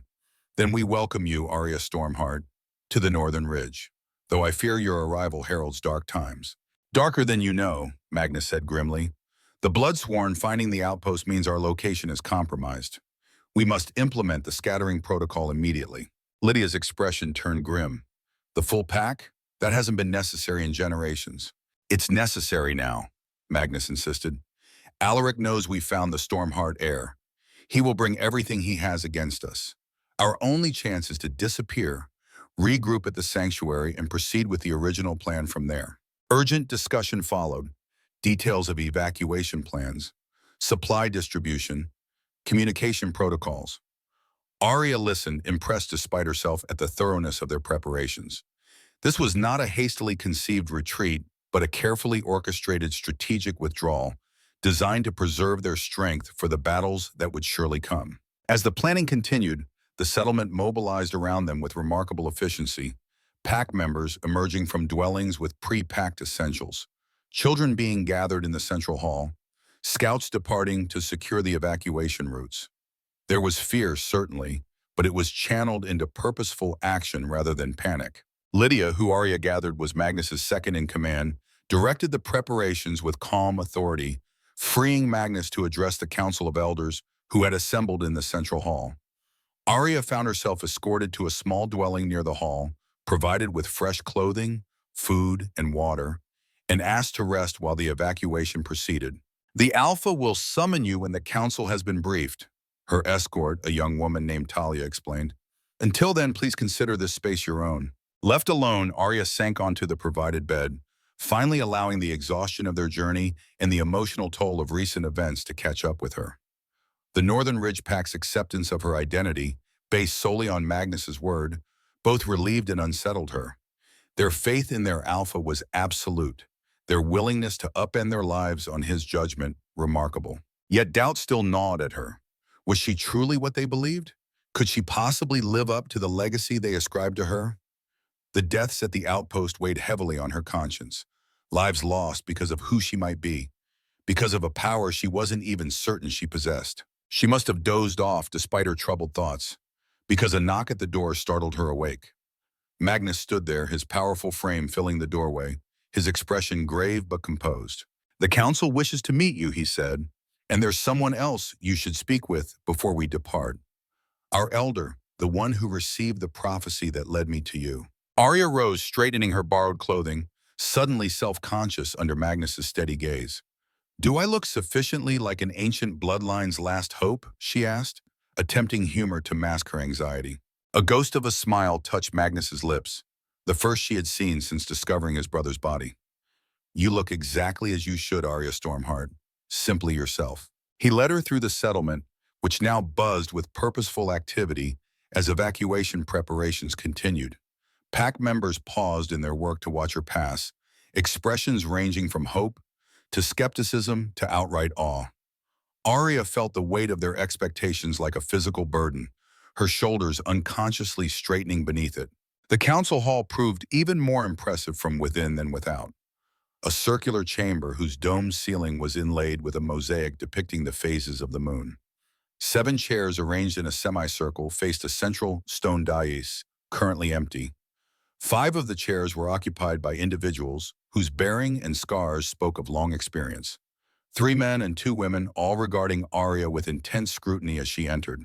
The Council of Elders, Magnus introduced them collectively, then named each in turn. Names Arya immediately knew she would not remember. Her attention caught instead by the figure seated slightly apart from the council. An ancient woman, so old her face resembled cracked parchment, sat in a chair carved from a single piece of pale wood. Her eyes, milky with cataracts, somehow fixed unerringly on Arya despite her apparent blindness. Her gnarled hands rested on a staff topped with a crystal that seemed to pulse with faint inner light. "And this," Magnus said with evident respect, "is Moira, our seer, oldest living member of the Northern Ridge Pack, and the vessel through whom your father's spirit delivered his prophecy." Arya approached the ancient werewolf with instinctive reverence, something about the woman's presence commanding respect beyond her advanced years. As she drew near, Moira's clouded eyes widened, and her nostrils flared as she scented the air between them. "Stormheart," she whispered, the word emerging like wind through ancient leaves. "Orion's daughter, the last song." She extended one trembling hand, palm up, clearly expecting Arya to take it. Hesitantly, Arya placed her hand in the seer's papery grip. The moment their skin touched, Moira gasped, her clouded eyes rolling back as her body went rigid. Her other hand clutched her staff with white-knuckled intensity, the crystal at its top flaring with sudden brilliance. "The white wolf returns when darkness seems complete," Moira intoned. Her voice changed, deeper, resonating with power that seemed impossible from such a frail form. "Neither Alpha nor Omega, but both and more. The song awakens in blood, long silent. The stone responds to its rightful touch. But beware, the fallen king knows her face now, hunts with silver and betrayal. The moon will turn red with sacrifice before blue with victory." The crystal's light pulsed once more, then dimmed as Moira slumped in her chair, the prophetic fit passing as suddenly as it had come. One of the council members hurried to her side with water, which she accepted with shaking hands. "Well," she croaked after drinking, her voice returned to its normal elderly rasp. "That was stronger than expected." She fixed her milky gaze on Arya once more. "You carry more than your father's blood, child. You carry his strength, though you don't yet know it." Arya stood frozen, the prophecy's words echoing in her mind. "You knew my father?" she asked finally, finding her voice. "I met Orion Stormheart twice," Moira confirmed. "Once in his prime, when he came to renew the alliance between our packs, and once in spirit, when he spoke through me to set Magnus on the path to find you." A sad smile creased her ancient face. "He was magnificent in both forms, just as you will be when you fully embrace what you are." "And what am I, exactly?" Arya couldn't keep the edge from her voice. "Everyone seems so certain, but I've spent 15 years being no one at all. Just a survivor. Just a healer hiding in the woods." "Those years were not wasted," Moira said with surprising gentleness. "The flame burns brightest after darkness. The song carries furthest after silence." She reached out again, this time patting Arya's hand with grandmotherly affection. "You will understand when you stand before the moonstone. Some truths can only be experienced, not explained." Further discussion was interrupted as Lydia entered the council hall, her expression urgent. "Alpha," she addressed Magnus, "scouts report movement to the south. Large numbers, moving fast. Blood-sworn, almost certainly, and they're not bothering to hide their approach." "Time has run out," Magnus told the council grimly. "Implement the final phase of evacuation immediately. All pack members to designated rally points within the hour. Essential archives and artifacts to be moved to the sanctuary by the most direct route." The council members rose as one, dispersing to oversee their assigned aspects of the evacuation. Magnus turned to Moira, concern evident in his expression. "You should leave now, Elder, with the first group. The journey to the sanctuary will be difficult for you." Moira shook her head, a stubborn set to her ancient jaw. "My place is with the last group, Alpha, as always. Besides," her clouded eyes shifted to Arya, "my role is not yet complete. I must speak with the Stormheart heir further before we part ways." Magnus looked ready to object, but something in the seer's expression made him reconsider. Very well, he conceded. But you travel with guards, and you leave before the final rear action. Not with it. Moira nodded, accepting the compromise. Now go, both of you. Prepare for departure. I will be ready when the time comes. As they left the council hall, Arya found herself struggling to process all she had witnessed. The prophecy, the seer's certainty, the impending evacuation of an entire pack based partly on her identity. It was overwhelming, especially after years of isolation, where the largest decision she faced each day was what herbs to gather or game to hunt. Does the prophecy make any sense to you? She asked Magnus as they crossed the rapidly emptying central square. Pack members hurrying past with belongings and supplies. Some, he admitted. The reference to the moonstone is clear enough. The stone responds to its rightful touch, confirms you must undergo the trial. The warning about Alaric hunting you we already knew. The moon turning red then blue. He shook his head. Prophecies are rarely straightforward. Their meaning often becomes clear only after events unfold. Convenient, Arya muttered, earning a surprised glance from Magnus. Sorry, it's just a lot to accept on faith. Faith has kept us alive these 15 years, Magnus replied without rebuke. Faith that Alaric's reign would not be eternal, that balance could be restored, that the old ways were worth preserving. Without that faith, we would be just another subjugated pack, living on our knees rather than dying on our feet. The simple dignity of his statement silenced Arya's skepticism. Whatever doubts she harbored about prophecies and ancient bloodlines, she could not doubt the conviction of those around her. Their willingness to abandon homes, risk lives, endure hardship for a cause they believed transcended individual survival. They reached a dwelling larger than most, clearly Magnus's own home, though it displayed the same integration with the landscape as the others, built partially into the mountainside with living plants incorporated into its structure. Gather only what you need for the journey, Magnus instructed as they entered. We travel light and fast to the sanctuary. From there, we'll plan our approach to the Moonstone Cave. Inside, the dwelling was both utilitarian and unexpectedly beautiful. Furniture of polished wood, walls adorned with detailed maps and ancient weapons, shelves lined with books bound in leather. A warrior's home, but one that valued knowledge alongside strength.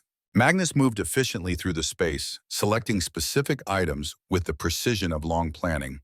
Documents rolled into protective cases, a small wooden box with intricate carvings, several weapons, including a magnificent sword with runes etched along its blade. He worked with focused intensity, betraying no sentimentality about the home he might never see again. Watching him, Arya felt a surge of admiration for his discipline, his ability to set aside personal grief and attachment in service to his pack's survival. It was leadership in its purest form, sacrifice without complaint, strength without brutality, vision without fanaticism. Magnus, she said suddenly, compelled to speak the realization aloud, I want you to know that whatever happens next, whether I am what you believe or not, what you've built here matters. What you've preserved matters. Even if we fail, that truth remains. He paused in his preparations, turning to face her with an expression of surprise that softened into something warmer. Thank you, Baum, he said simply, the words carrying more weight than elaborate acknowledgement could have. For a moment they stood in silence, connected by understanding that transcended the roles thrust upon them by circumstance and prophecy. Then shouts from outside broke the moment, urgent calls, the sound of running feet. Magnus was moving instantly, grabbing his weapons as he strode toward the door. Arya followed, heart pounding with renewed alarm. Outside, chaos had replaced the orderly evacuation. Pack members running toward the northern perimeter, others herding children toward the escape tunnels, the air thick with fear scent and urgency. Lydia appeared from the crowd, her expression grim. They've breached the southern approach, she reported, faster than we anticipated, at least 30 bloodsworn, with Alaric himself leading them. Magnus's face hardened, grief for his brother briefly visible before being subsumed by cold determination. Get the remaining pack members out, he ordered. Priority on the young, the elders, and, he glanced at Arya, our special guest. I'll lead the rear guard, buy you time to reach the sanctuary. No, Arya said, the word emerging before conscious thought. Both Magnus and Lydia turned to her in surprise. I'm not running while others fight and die for me. Not again, not after the outpost. Arya, Magnus began, his tone a warning. Your safety is paramount. If you fall, Then the prophecy was wrong, she finished for him. But if I am what you believe, if I truly carry the Stormheart legacy, then I should stand and fight beside you. What kind of leader hides while others bleed? Something shifted in Magnus's golden eyes. Respect, perhaps, or recognition. You're untrained, he said, but his tone had changed from command to consideration. You've spent 15 years suppressing your wolf, not honing it for battle. I've spent 15 years surviving, Arya countered, and yesterday I killed to protect myself and you. I can fight.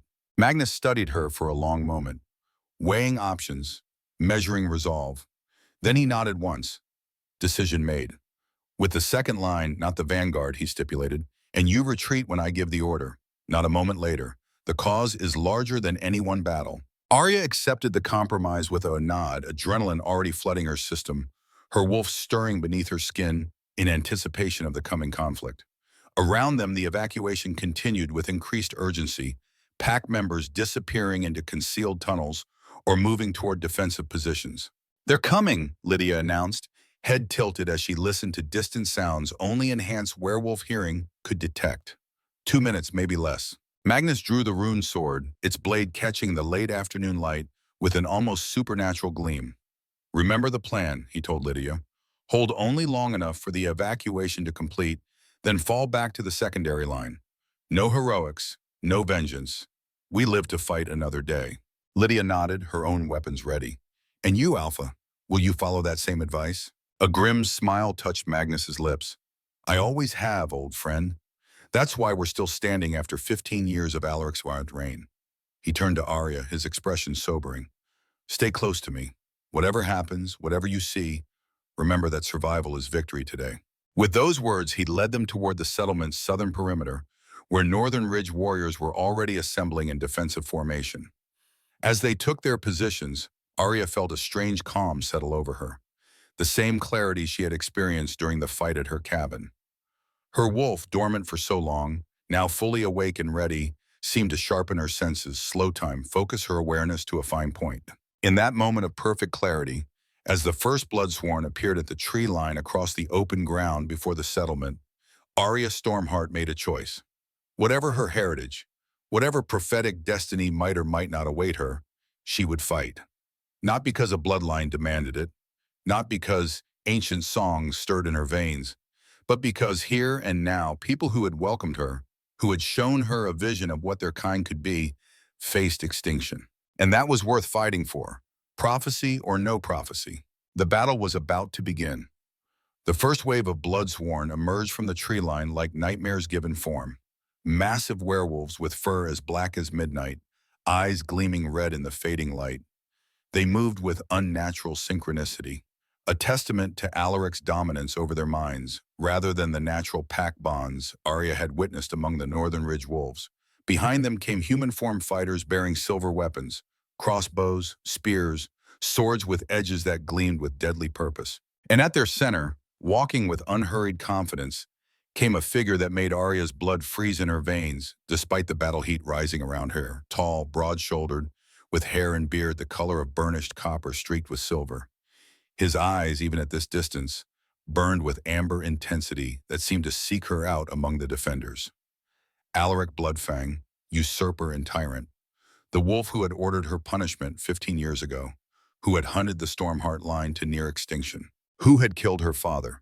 Beside her, Magnus tensed, his grip tightening on his rune sword. Hold, he murmured, sensing her reaction. Remember the plan. We fight only to cover the retreat. Arya forced herself to breathe, to push back the flood of memories threatening to overwhelm her. The public lashing, the whispered plans for worse, her mother's desperate escape with her through the winter night. She focused instead on the Northern Ridge defenders forming up around them, 30 warriors at most, facing a force that outnumbered them nearly 2-1. Not a battle they could win, only one they must survive. Magnus raised his sword, a signal to his warriors. Without rushing, with the discipline of long training, they spread into a defensive formation across the open ground before the settlement's main approach. No battle cries, no dramatic challenges, just the quiet readiness of wolves who had prepared for this moment for years. Across the field, Alaric halted his forces with a casual gesture. He stepped forward alone, his amber gaze sweeping the defenders until it locked on Magnus. A smile spread across his bearded face, not reaching his eyes. Magnus Silverclaw, he called, his voice carrying easily across the distance, deep and resonant with power. 15 years of defiance, and for what? Your territory breached? Your brother dead? Your pack scattered to the winds? He spread his hands in a gesture of mock reasonableness. It could end here, old friend. Surrender the Stormheart girl, pledge fealty to me, and your pack may live to see another moon. Magnus's expression remained impassive, though Arya sensed the rage building beneath his controlled exterior. We've never been friends, Alaric, he replied, voice carrying with alpha authority. Not since you betrayed the council, murdered Orion Stormheart, and appointed yourself King of Ruins. Alaric's smile didn't falter, but his eyes hardened. King of a new order, Magnus, one that has brought strength and unity where there was once weakness and division. The strong rule, as nature intended, the weak serve or perish. His gaze shifted, finding Arya with unnerving precision despite her position in the second line. And you, little Omega, Arya, isn't it? How you've grown since I last saw you. Your father would be so disappointed to see his bloodline end with such a pathetic specimen. The taunt washed over Arya like ice water, but beneath it came an unexpected heat, not fear but anger, burning away the cold dread that had momentarily paralyzed her. She stepped forward, ignoring Magnus's warning glance. My father, she said, her voice steadier than she had expected, carrying clearly across the space between armies, would be proud that his daughter lived to see your downfall, Alaric Bloodfang, that the Stormheart line survived your betrayal and returns now to restore what you destroyed.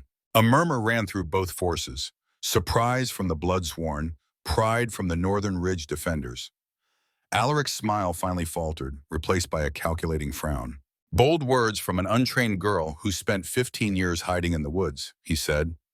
But Arya caught the first hint of uncertainty beneath his mockery. Do you even know what you are?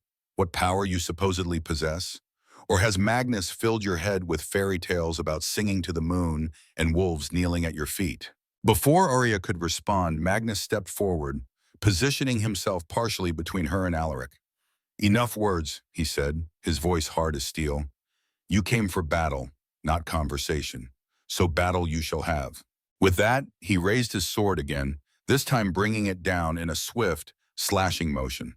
The signal unleashed a volley of arrows from concealed Northern Ridge archers positioned in the rocky outcroppings above the clearing. The silver-tipped shafts found their marks with deadly accuracy, dropping several Bloodsworn and their human allies before they could react. Alaric snarled, the sound more beast than man even in his human form, and gestured sharply to his forces. Kill them all, he ordered. Except the girl. Bring her to me alive. The Bloodsworn surged forward as one, shifting into their wolf forms in mid-stride. A terrifying sight of bones cracking, fur erupting, jaws elongating into tooth-filled muzzles.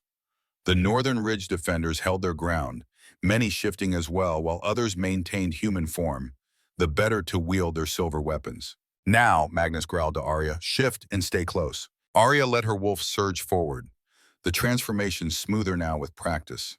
Her white fur gleamed in the late afternoon sun as she took her place beside Magnus's massive silver form.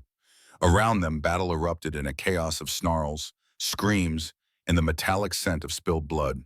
The Bloodsworn fought with unnatural coordination but little individual initiative, their minds too dominated by Alaric to adapt tactics to changing circumstances. The Northern Ridge Wolves, in contrast, fought with the fluid teamwork of a true pack, covering each other's weaknesses, creating openings for their allies, preserving energy with efficient movements. Arya found herself fighting instinctively, her wolf's natural combat abilities enhanced by the desperate survival skills she had honed during 15 years in the wilderness. She darted between larger opponents, using her smaller size and greater agility to her advantage, striking at hamstrings and vulnerable throats before dancing away from retaliatory strikes. Magnus fought beside her, his massive silver form a whirlwind of controlled violence.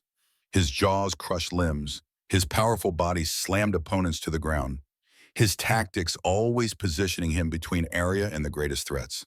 Despite the chaos, Arya sensed his constant awareness of her position. His movements coordinated with hers as if they had fought together for years rather than hours. For several minutes, the battle hung in precarious balance. The Northern Ridge Wolves, fighting on familiar ground with the discipline of long preparation, held their line against superior numbers. The Bloodsworn, for all their fearsome appearance, fought like automatons rather than true warriors, each loss seeming to momentarily confuse those nearby as Alaric's control adjusted to the changing battlefield. Then a horn sounded from the settlement behind them. 3 short blasts. Magnus's ears pricked at the signal, and he disengaged from his current opponent with a powerful leap backward, landing beside Arya. The retreat signal, Arya realized. The evacuation must be complete. As if confirming her thought, Magnus raised his muzzle and released a commanding howl that cut through the battle noise. Immediately, the Northern Ridge defenders began a coordinated withdrawal, maintaining their formation as they backed toward the settlement. Those in human form covered the retreat with volleys of arrows, forcing the Bloodsworn to hesitate or seek cover. Across the battlefield, Alaric recognized the maneuver for what it was. His face contorted with rage, and he shifted into his wolf form, a massive creature with fur the color of dried blood, easily the largest werewolf Arya had ever seen. His howl of command sent his forces surging forward with renewed aggression, trying to break the disciplined Northern Ridge retreat. Fall back to the second line. Magnus's thought reached Arya through the pack sense that connected fighting wolves. The tunnels are ready. Arya obeyed, retreating alongside the others toward a second defensive position, where stone barriers had been positioned to funnel attackers into killing zones. As they reached this line, a dozen fresh defenders emerged from the settlement. The rear guard prepared to make the final stand while the rest escaped. Magnus shifted back to human form as they reached the barrier, gesturing for Arya to do the same. Through the tunnel entrance, he ordered, pointing to a narrow opening partially concealed behind a stone outcropping. It will take you to the evacuation route. Lydia will guide you from there. And you? Arya demanded, even as she shifted, her human form emerging naked and blood-spattered from her white wolf. You're coming too? Magnus's expression hardened as he looked back toward the advancing Bloodsworn, Alaric's massive form now visible among them as he drove his forces forward. I will be the last through, he said. Now go. That's an order, Arya.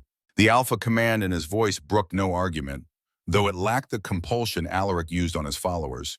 This was leadership earned through respect, not dominance forced through fear. Arya hesitated only a moment longer, meeting Magnus's golden eyes with a silent plea for caution, then turned and raced for the tunnel entrance. Inside, she found organized chaos, the final evacuation group moving rapidly through the narrow passage, guided by torch-bearing scouts. Lydia stood at a junction, directing different groups down branching tunnels according to some predetermined plan. Where's Magnus? She demanded as Arya approached. Covering the retreat, Arya replied, accepting the clothing a young pack member handed her and dressing quickly. He said he'd be the last through. Lydia's scarred face tightened with concern, but she nodded. That's always his way. You'll go with the primary group. She pointed down the largest tunnel where most of the pack members were heading. It leads to the sanctuary. I'll wait for Magnus, then collapse the entrance to slow pursuit. The ground trembled slightly beneath their feet. Explosives being detonated elsewhere in the settlement, Arya realized, part of the scorched earth policy that would leave nothing of value for Alaric to claim. Go, Lydia urged, giving Arya a gentle push toward the main tunnel. The pack needs you to survive this day, even if no one else does. The reminder of her symbolic importance to these people, these strangers who had accepted her on faith and prophecy, settled over Arya like a physical weight. She nodded to Lydia and joined the stream of refugees heading deeper into the mountain's heart, leaving the battle and burning settlement behind. The tunnel wound downward, rough-hewn in places, smooth and clearly ancient in others.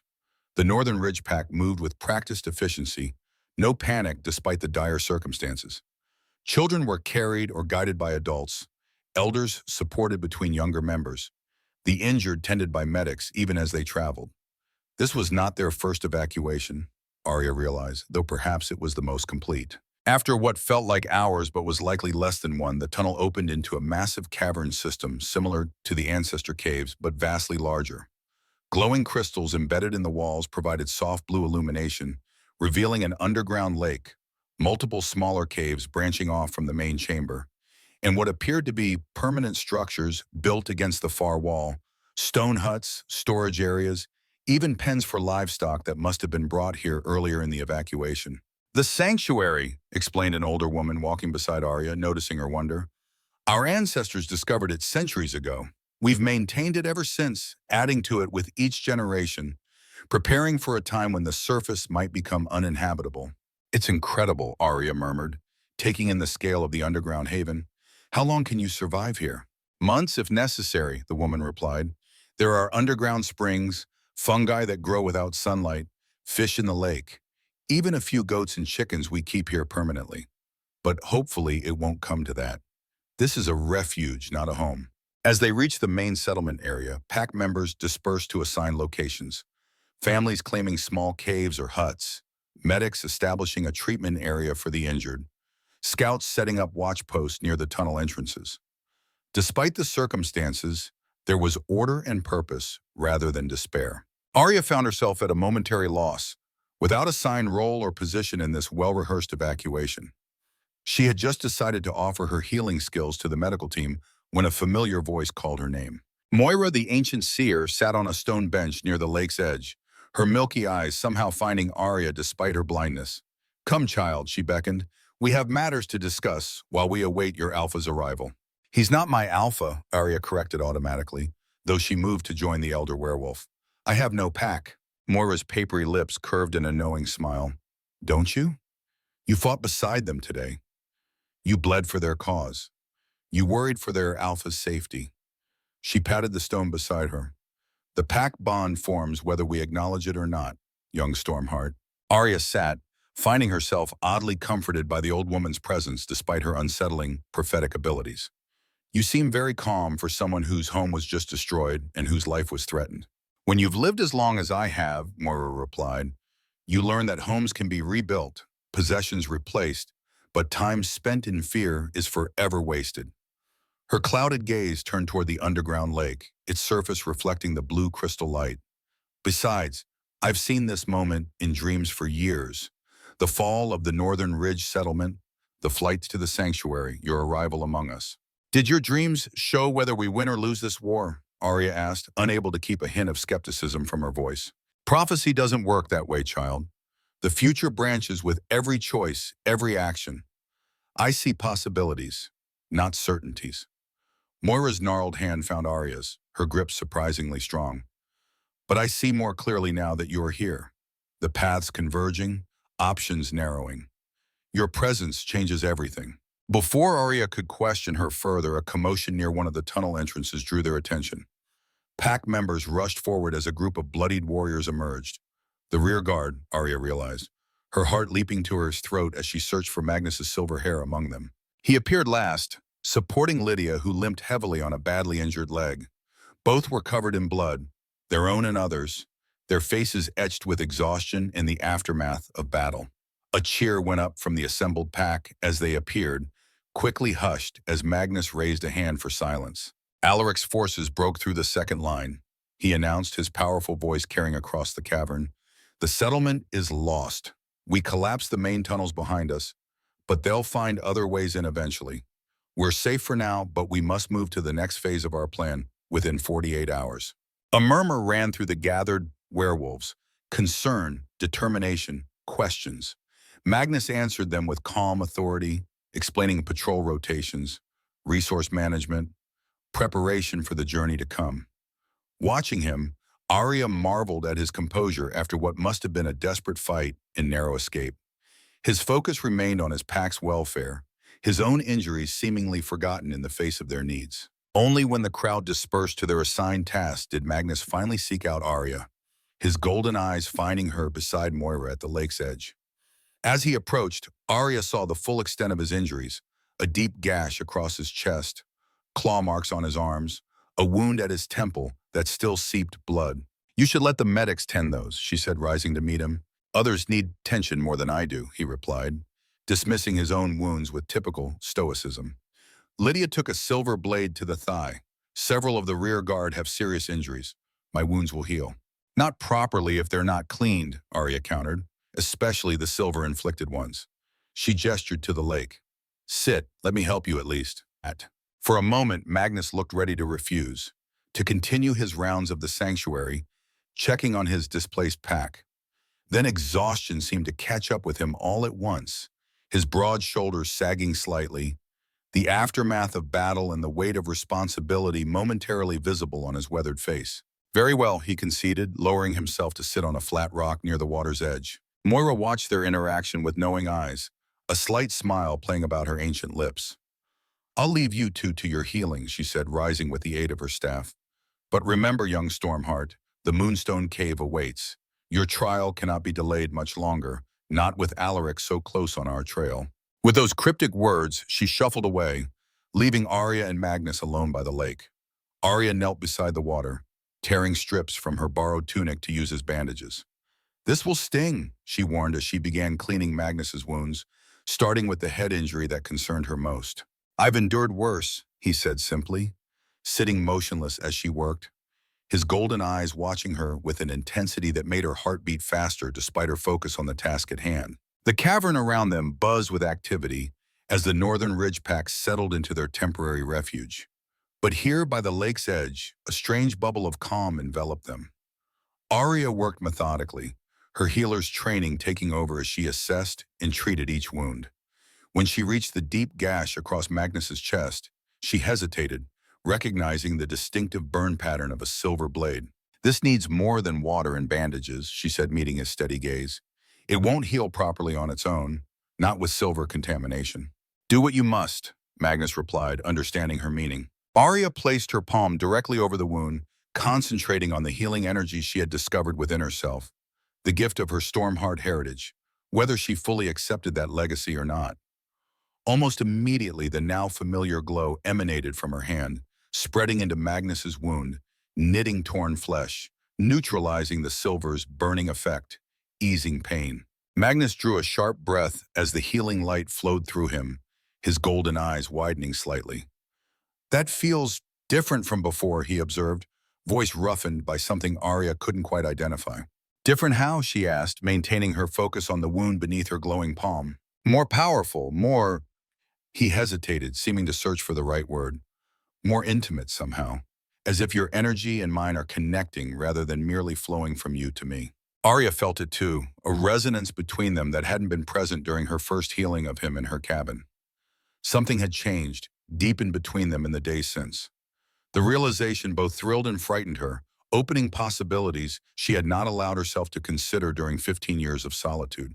When she finally withdrew her hand, the wound was fully closed, only a faint silver line remaining where the deadly gash had been. Magnus examined it with obvious wonder, then raised his eyes to meet hers. "Thank you," he said simply, the words carrying more weight than elaborate gratitude could have. Arya nodded, suddenly self-conscious under his intense gaze. She busied herself cleaning her hands in the lake, giving herself time to compose her thoughts. "Will Alaric follow us here?" she asked finally, returning to the practical concerns that had dominated their relationship thus far. Magnus's expression darkened at the tyrant's name. "Eventually, the collapsed tunnels will slow him, force him to find alternate routes into the mountain system. And he must be cautious now. The battle cost him nearly a third of his bloodsworn. He won't risk the remainder in blind pursuit through unfamiliar territory." "So we have time." "Some," Magnus agreed. "Not much, which is why we must proceed with the original plan. Get you to the Moonstone Cave, confirm your heritage beyond any doubt, then use that confirmation to rally the resistant packs to our cause." "And if the stone doesn't recognize me?" Arya voiced the fear that had been growing since she first heard of the test. "If I'm not what you all believe I am?" Magnus studied her for a long moment, his golden eyes seeing more than she was comfortable revealing. "You are," he said with quiet certainty. "Everything about you confirms it. Your white wolf form, your healing gift, your effect on those around you. Even your doubts are characteristic of the Stormheart line. They never sought power, which is precisely why they wielded it so wisely." His faith in her, so unshakable despite her own uncertainty, both humbled and terrified Arya. How could she possibly live up to such expectations? To the needs of a people she barely knew, fighting a war she had only just rejoined after 15 years of hiding? "I don't know if I can be what everyone needs me to be," she admitted, the confession easier here in this strange underground sanctuary, with Magnus's solid presence beside her. "I've spent so long just surviving, just being no one, that I don't know how to be significant." "You already are," Magnus said simply, "whether you choose to embrace it or not." He reached out, his large hand covering hers where it rested on the stone between them. But the choice remains yours, Arya. I can lead you to the Moonstone Cave, but only you can decide to touch the stone, to accept whatever truth it reveals. The contact between them sent warmth radiating up Arya's arm, a sensation both comforting and exhilarating. She looked down at their joined hands, his scarred and weathered by decades of battle and leadership, hers smaller but equally marked by years of survival in the wilderness. Different paths, different pains, yet somehow converging in this moment of quiet understanding. When do we leave for this cave, she asked, her decision made not in grand epiphany, but in the simple acknowledgement that moving forward was the only option she could live with. Tomorrow at nightfall, Magnus replied. A small group, you, me, a few of our strongest warriors as escort. The journey will take us close to what was once your father's territory. It's not without risk. Nothing worth doing ever is, Arya said, the phrase one her mother had often repeated during their years of hiding, a reminder that safety came at the cost of purpose. Magnus smiled, the expression transforming his stern features, making him momentarily appear younger, unburdened. Your father said those exact words when he proposed the alliance that Alaric eventually betrayed, he observed. The blood speaks, even when we don't realize it's speaking. The comparison to her father, a man she barely remembered yet, whose legacy shaped her life in ways she was only beginning to understand, sent a complicated mixture of emotions through Arya. Pride, grief, responsibility, yearning for connections long severed. Tell me about him, she requested suddenly. Not as the alpha or the storm-hard heir, but as the man you knew. Magnus's expression softened with memory, his hand still resting on hers. Orion was extraordinary, he began, his deep voice taking on the cadence of a tale often remembered but rarely shared. Powerful as any alpha I've ever known. But he wore that power lightly, like a well-fitted garment rather than armor or crown. He laughed often, listened more than he spoke, could calm a room of angry alphas with a few quiet words, or inspire a pack to greatness with a rousing speech. Arya closed her eyes, trying to reconcile these descriptions with her fragmented childhood memories. A tall figure with kind eyes, strong hands that lifted her high, a rumbling voice singing old songs by firelight. He loved your mother beyond reason, Magnus continued, seeming to understand her need to connect with this lost piece of herself. Elena was his balance, his compass. Their union broke tradition. An alpha mating with a healer from another pack raised eyebrows at first, but none could deny the rightness of it once they saw them together. And when you were born, he paused, something like wistfulness crossing his weathered features. Orion was transformed, the fierce alpha suddenly gentle as a summer breeze, carrying this tiny white-haired child everywhere, proudly introducing his daughter to everyone from rival alphas to human allies. Tears burned behind Arya's closed eyelids, grief for what she had lost, not just parents but heritage, identity, belonging, welling up with unexpected force. I barely remember him, she whispered. Just fragments, impressions. You were very young when he died, Magnus acknowledged gently. But he lives in you, Arya, in your courage, your compassion, your healing gift. In the way you stood your ground today against Alaric, defending people you barely know because it was right. She opened her eyes, finding Magnus watching her with an expression that made her breath catch. Respect, admiration, and something deeper. Something neither of them had acknowledged was growing between them. And tomorrow I'll know for certain, she said, returning to the reality awaiting them. The Moonstone will either confirm what you believe or reveal me as an ordinary Omega who happened to inherit a few unusual traits. There is nothing ordinary about you, Arya Stormheart, Magnus said with such conviction that she almost believed it herself. They sat in companionable silence as activity continued around them, the pack settling into the sanctuary for the night. Eventually, they were approached by a young werewolf who informed them that quarters had been prepared for both. Magnus in the leader's cave where the council had gathered to plan their next moves, Arya in a small private alcove near the healer's area where she could rest undisturbed. As they rose to follow their guide, Magnus hesitated, then spoke in a low voice meant only for her. Whatever the Moonstone reveals tomorrow, know this: you have already changed the course of this war simply by surviving, by returning, by standing with us today. That truth remains, regardless of bloodlines or prophecies. His words settled around her like a protective mantle, offering reassurance without pressure. acknowledging her worth beyond the legacy she might or might not embody. Arya nodded her thanks, unable to articulate the complicated emotions his statement evoked. They parted ways, each to their assigned quarters, but Arya felt the connection between them stretching rather than breaking, a new bond forming that transcended their roles as Alpha and Omega, as leader and symbol, as protector and protected. Something personal, something real, amidst the legends and prophecies that had thrust them together. That night, in the strange blue half-light of the underground sanctuary, Arya dreamed again of standing on a precipice beneath a moon turned blue with power. But this time she was not alone. The massive silver wolf stood beside her, golden eyes reflecting starlight, his presence steady as she lifted her voice in the wolf song, calling to those who had forgotten the old ways, reminding them of what they once were could be again. In her dream, wolves answered from every direction, their howls joining hers in harmony that made the very mountains tremble. And behind them came other shapes, humans and werewolves in half form, old and young, strong and weak, all drawn by the song that spoke to something deeper than reason, more fundamental than fear. She woke with the echo of that song still resonating in her mind, a melody she somehow knew yet had never been taught, words in an ancient language she shouldn't understand yet somehow did. The Stormheart gift, awakening whether she was ready or not.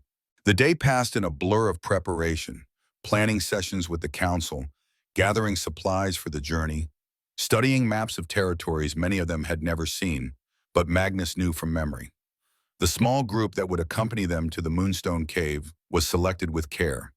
Lydia, despite her injured leg, 2 scouts known for their stealth, 3 warriors chosen for their combat skills, and Moira, whose insistence on joining them overrode even Magnus's concerns about the journey's rigors. The seer must witness the trial, she had declared, her milky eyes somehow finding Magnus despite her blindness. It has always been so, since the first Stormheart touched the stone. And so it was decided, 8 travelers would depart at nightfall, using hidden paths to reach the Moonstone Cave where Arya's heritage would be tested beyond doubt. The rest of the pack would remain in the sanctuary, preparing for either celebration or last-stand defense, depending on what news returned. As twilight approached, marked in the sanctuary only by subtle shifts in the crystal light and the pack's internal rhythms, Arya found herself drawn once more to the underground lake's edge, seeking a moment of solitude before the journey ahead. The water surface reflected the blue glow from above, creating an illusion of infinite depth, as if one might fall forever into that shimmering mirror. "May I join you?" Magnus's voice startled her from her contemplation. She turned to find him standing a few paces away, respecting her privacy but clearly seeking her company.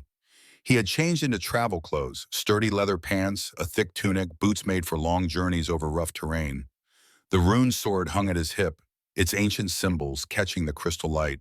"Of course," Arya replied, genuinely glad for his presence despite her earlier desire for solitude. He settled beside her on the stone ledge, his powerful body arranged with the easy grace that still surprised her in one so large. For a moment they sat in comfortable silence, watching the gentle ripples on the lake's surface. "Are you ready for what comes next?" Magnus asked finally, his golden eyes reflecting the blue crystal light when he turned to look at her. "No," Arya answered honestly, "but I'll do it anyway." A smile touched his lips, approval warming his gaze. "That's courage, not the absence of fear, but the decision to act despite it." "Or stubbornness," Arya countered with a small smile of her own. "My mother always said I was too stubborn for my own good. A trait that likely kept you alive these 15 years, Magnus observed, and may yet save us all. Before she could respond, a throat cleared behind them. They turned to find Lydia standing there, her injured leg now properly bandaged, but still causing her to favor her other side. "It's time," she announced. "The others are gathering at the eastern tunnel." Magnus nodded, rising to his feet with fluid efficiency. He extended a hand to Arya, who accepted it after only a moment's hesitation, allowing him to help her stand.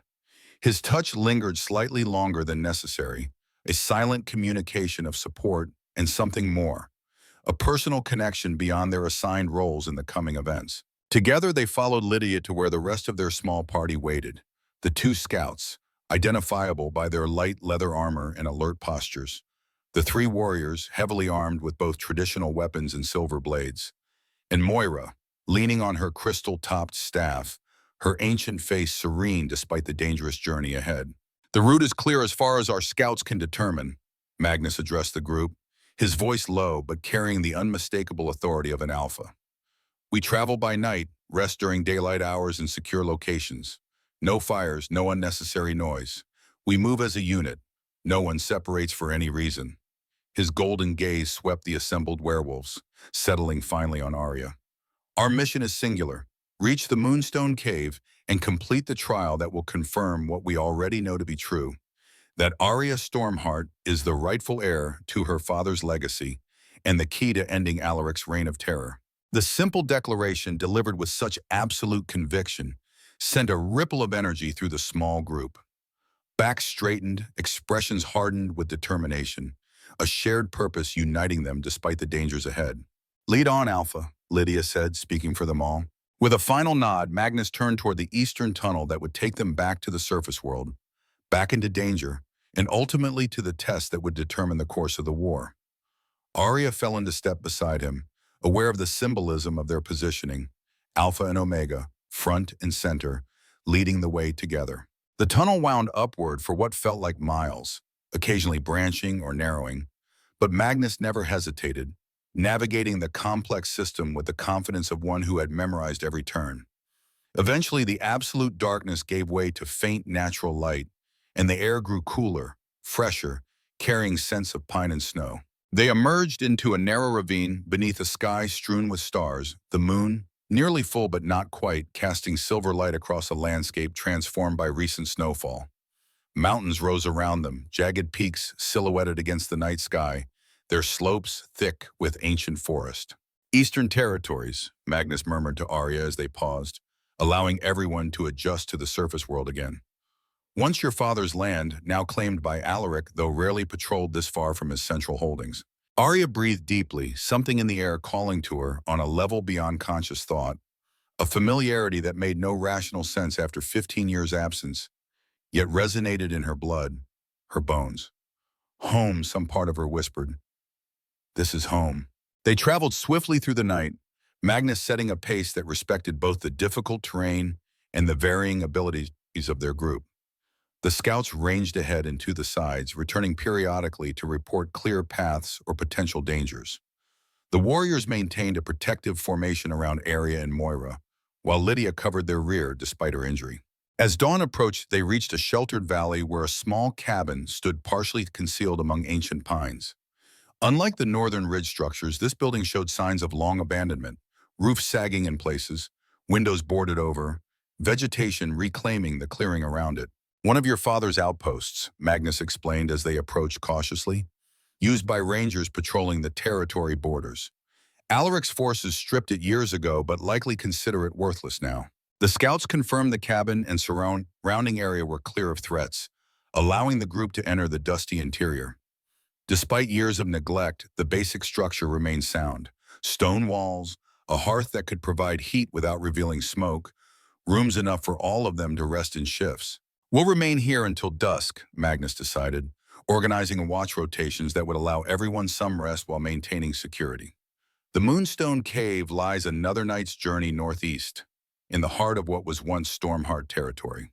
As the others settled into their assigned spaces, Arya found herself drawn to a small side room where faint markings were still visible on one wall despite years of exposure to the elements through a partially collapsed ceiling. Moving closer, she realized they were height markings, the kind parents make to track a child's growth. Beside each line, dates and names had been carved into the wood, now faded but still legible. Orion, Elena, Arya, her family, their record of normal life before everything shattered. With trembling fingers, she traced the highest mark with her name beside it, indicating a 5-year-old child recorded mere months before Alaric's betrayal, before her father's death, before her mother's desperate flight with her into exile. The physical evidence of her connection to this place, to the heritage she had been too young to fully comprehend when it was torn away, struck her with unexpected force. "I thought you might find that." Magnus's quiet voice came from the doorway. He stood watching her with an expression of gentle understanding, aware of the significance of her discovery. "Your father brought you here sometimes, when he made his rounds of the territory. He was so proud of you, would show you everything, explain the pack's duties as if you could understand complex territorial politics at age 4 or 5. Arya smiled through the tears that had gathered unbidden, imagining the scene, a small white-haired child solemnly nodding as her father explained concepts far beyond her comprehension. I remember fragments, she admitted, the smell of pine, my father's voice, being carried on his shoulders through forests that seemed endless. Those memories are gifts, Magnus said, moving to stand beside her, his solid presence a comfort as she confronted these physical remnants of her past. Ties to who you were meant to be before circumstance intervened. Who I might still become, Arya added quietly, making a decision in that moment that had been building since she first heard Magnus speak her father's name. If the Moonstone confirms what you believe. When, Magnus corrected gently. Not if. His certainty, unwavering despite her doubts, both intimidated and inspired her. What would it be like, she wondered, to believe in anything with such absolute conviction? To have purpose so clear, so unquestionable, that it sustained you through 15 years of resistance against overwhelming odds? Perhaps she would find out tomorrow when her hand touched the ancient stone and her heritage was either confirmed or denied beyond any further doubt. They rested through the day, taking turns standing watch while others slept. Arya found sleep elusive despite her exhaustion, her mind too full of memories, questions, and anticipation for what lay ahead. When she did drift off, her dreams were vivid fragments of past and potential future. Her father's face clearer than it had been in years, her mother's gentle hands teaching her to identify healing herbs. Magnus standing beside her as they faced an army of shadows, the moonstone glowing with blue fire at her touch. Twilight brought renewed activity as they prepared to depart for the final leg of their journey. The small group ate sparingly of their rations, checked weapons, and reviewed the route one final time before venturing out into the gathering darkness. The night was colder than the previous one, the nearly full moon partially obscured by high clouds that promised snow before morning. They traveled in silence now, communication limited to hand signals and the occasional whispered update from the scouts. This deep in former Stormheart territory, caution was paramount. While Alaric's patrols might be rare, they would be vigilant for any sign of trespassers, particularly so close to the sacred site they sought. The landscape grew increasingly dramatic as they progressed, steep ridges, narrow passes, valleys that dropped away into darkness on either side of treacherous trails. Several times they were forced to shift into wolf form to navigate particularly difficult terrain, their enhanced strength and agility making possible what human forms could not attempt. Near midnight, they crested a final ridge and paused, looking down into a valley unlike any Arya had seen before. Unlike the snow-covered forests and meadows they had traversed, this valley glowed with ethereal blue light, similar to the sanctuary's crystals, but more intense, more primal somehow. At its center stood a perfect circle of ancient standing stones, weathered by millennia but still arranged with unmistakable purpose, around a central altar that gleamed silver in the moonlight. The Moonstone Circle, Magnus said softly, reverence evident in his voice, one of the oldest sacred sites of our kind, established long before humans built their first cities. The cave entrance lies beneath the altar at the circle's heart. Arya stared down at the glowing valley, feeling a strange resonance within her, as if something in that ancient place recognized her approach, welcomed her, called to her. The sensation was both exhilarating and terrifying, confirmation that whatever awaited her below was no mere legend, but something real, something powerful, something that might indeed change everything. Are there guards? Lydia asked practically, her sharp eyes scanning the valley floor. Alaric posts 2 bloodsworn during the full moon only, Magnus replied. Tomorrow night. He believes the power is tied exclusively to that phase, a common misconception among those who understand the form of our traditions, but not their essence. They descended carefully into the valley, the blue glow intensifying as they approached the stone circle. The light seemed to emanate from the ground itself, from plants that glowed with bioluminescence, from the very air which shimmered slightly with each movement through it. Even the most hardened warriors among them fell silent with wonder as they entered this sacred space, its ancient power unmistakable. The standing stones loomed above them as they reached the circle's edge. 12 massive monoliths, each easily twice the height of a tall man, arranged with mathematical precision around the central altar. Carvings covered their surfaces, wolves, moons, spirals, symbols whose meanings had been lost to time. The ground within the circle was not snow-covered like the surrounding valley, but bare earth in which glowing blue flowers grew in patterns too regular to be natural. At the center, the altar waited, a flat stone platform elevated on 3 steps, its surface smooth as glass and reflective as still water. Set into its center was a circular depression, perfectly sized to hold a sphere perhaps the size of a man's fist. The moonstone's resting place, Moira explained, moving forward with surprising surety for one supposedly blind. Her milky eyes seemed to glow in the blue light, reflecting or perhaps absorbing the valley's strange energies. It rises from the cave below only when called by blood of the ancient lines. It has not been seen since your father's death, young Stormheart. Arya approached the altar with hesitant steps, drawn forward by something beyond conscious decision. The stone surface seemed to ripple slightly as she neared, though when she blinked, it appeared solid again. Was it reacting to her presence? Or was the valley's strange light playing tricks on her perception?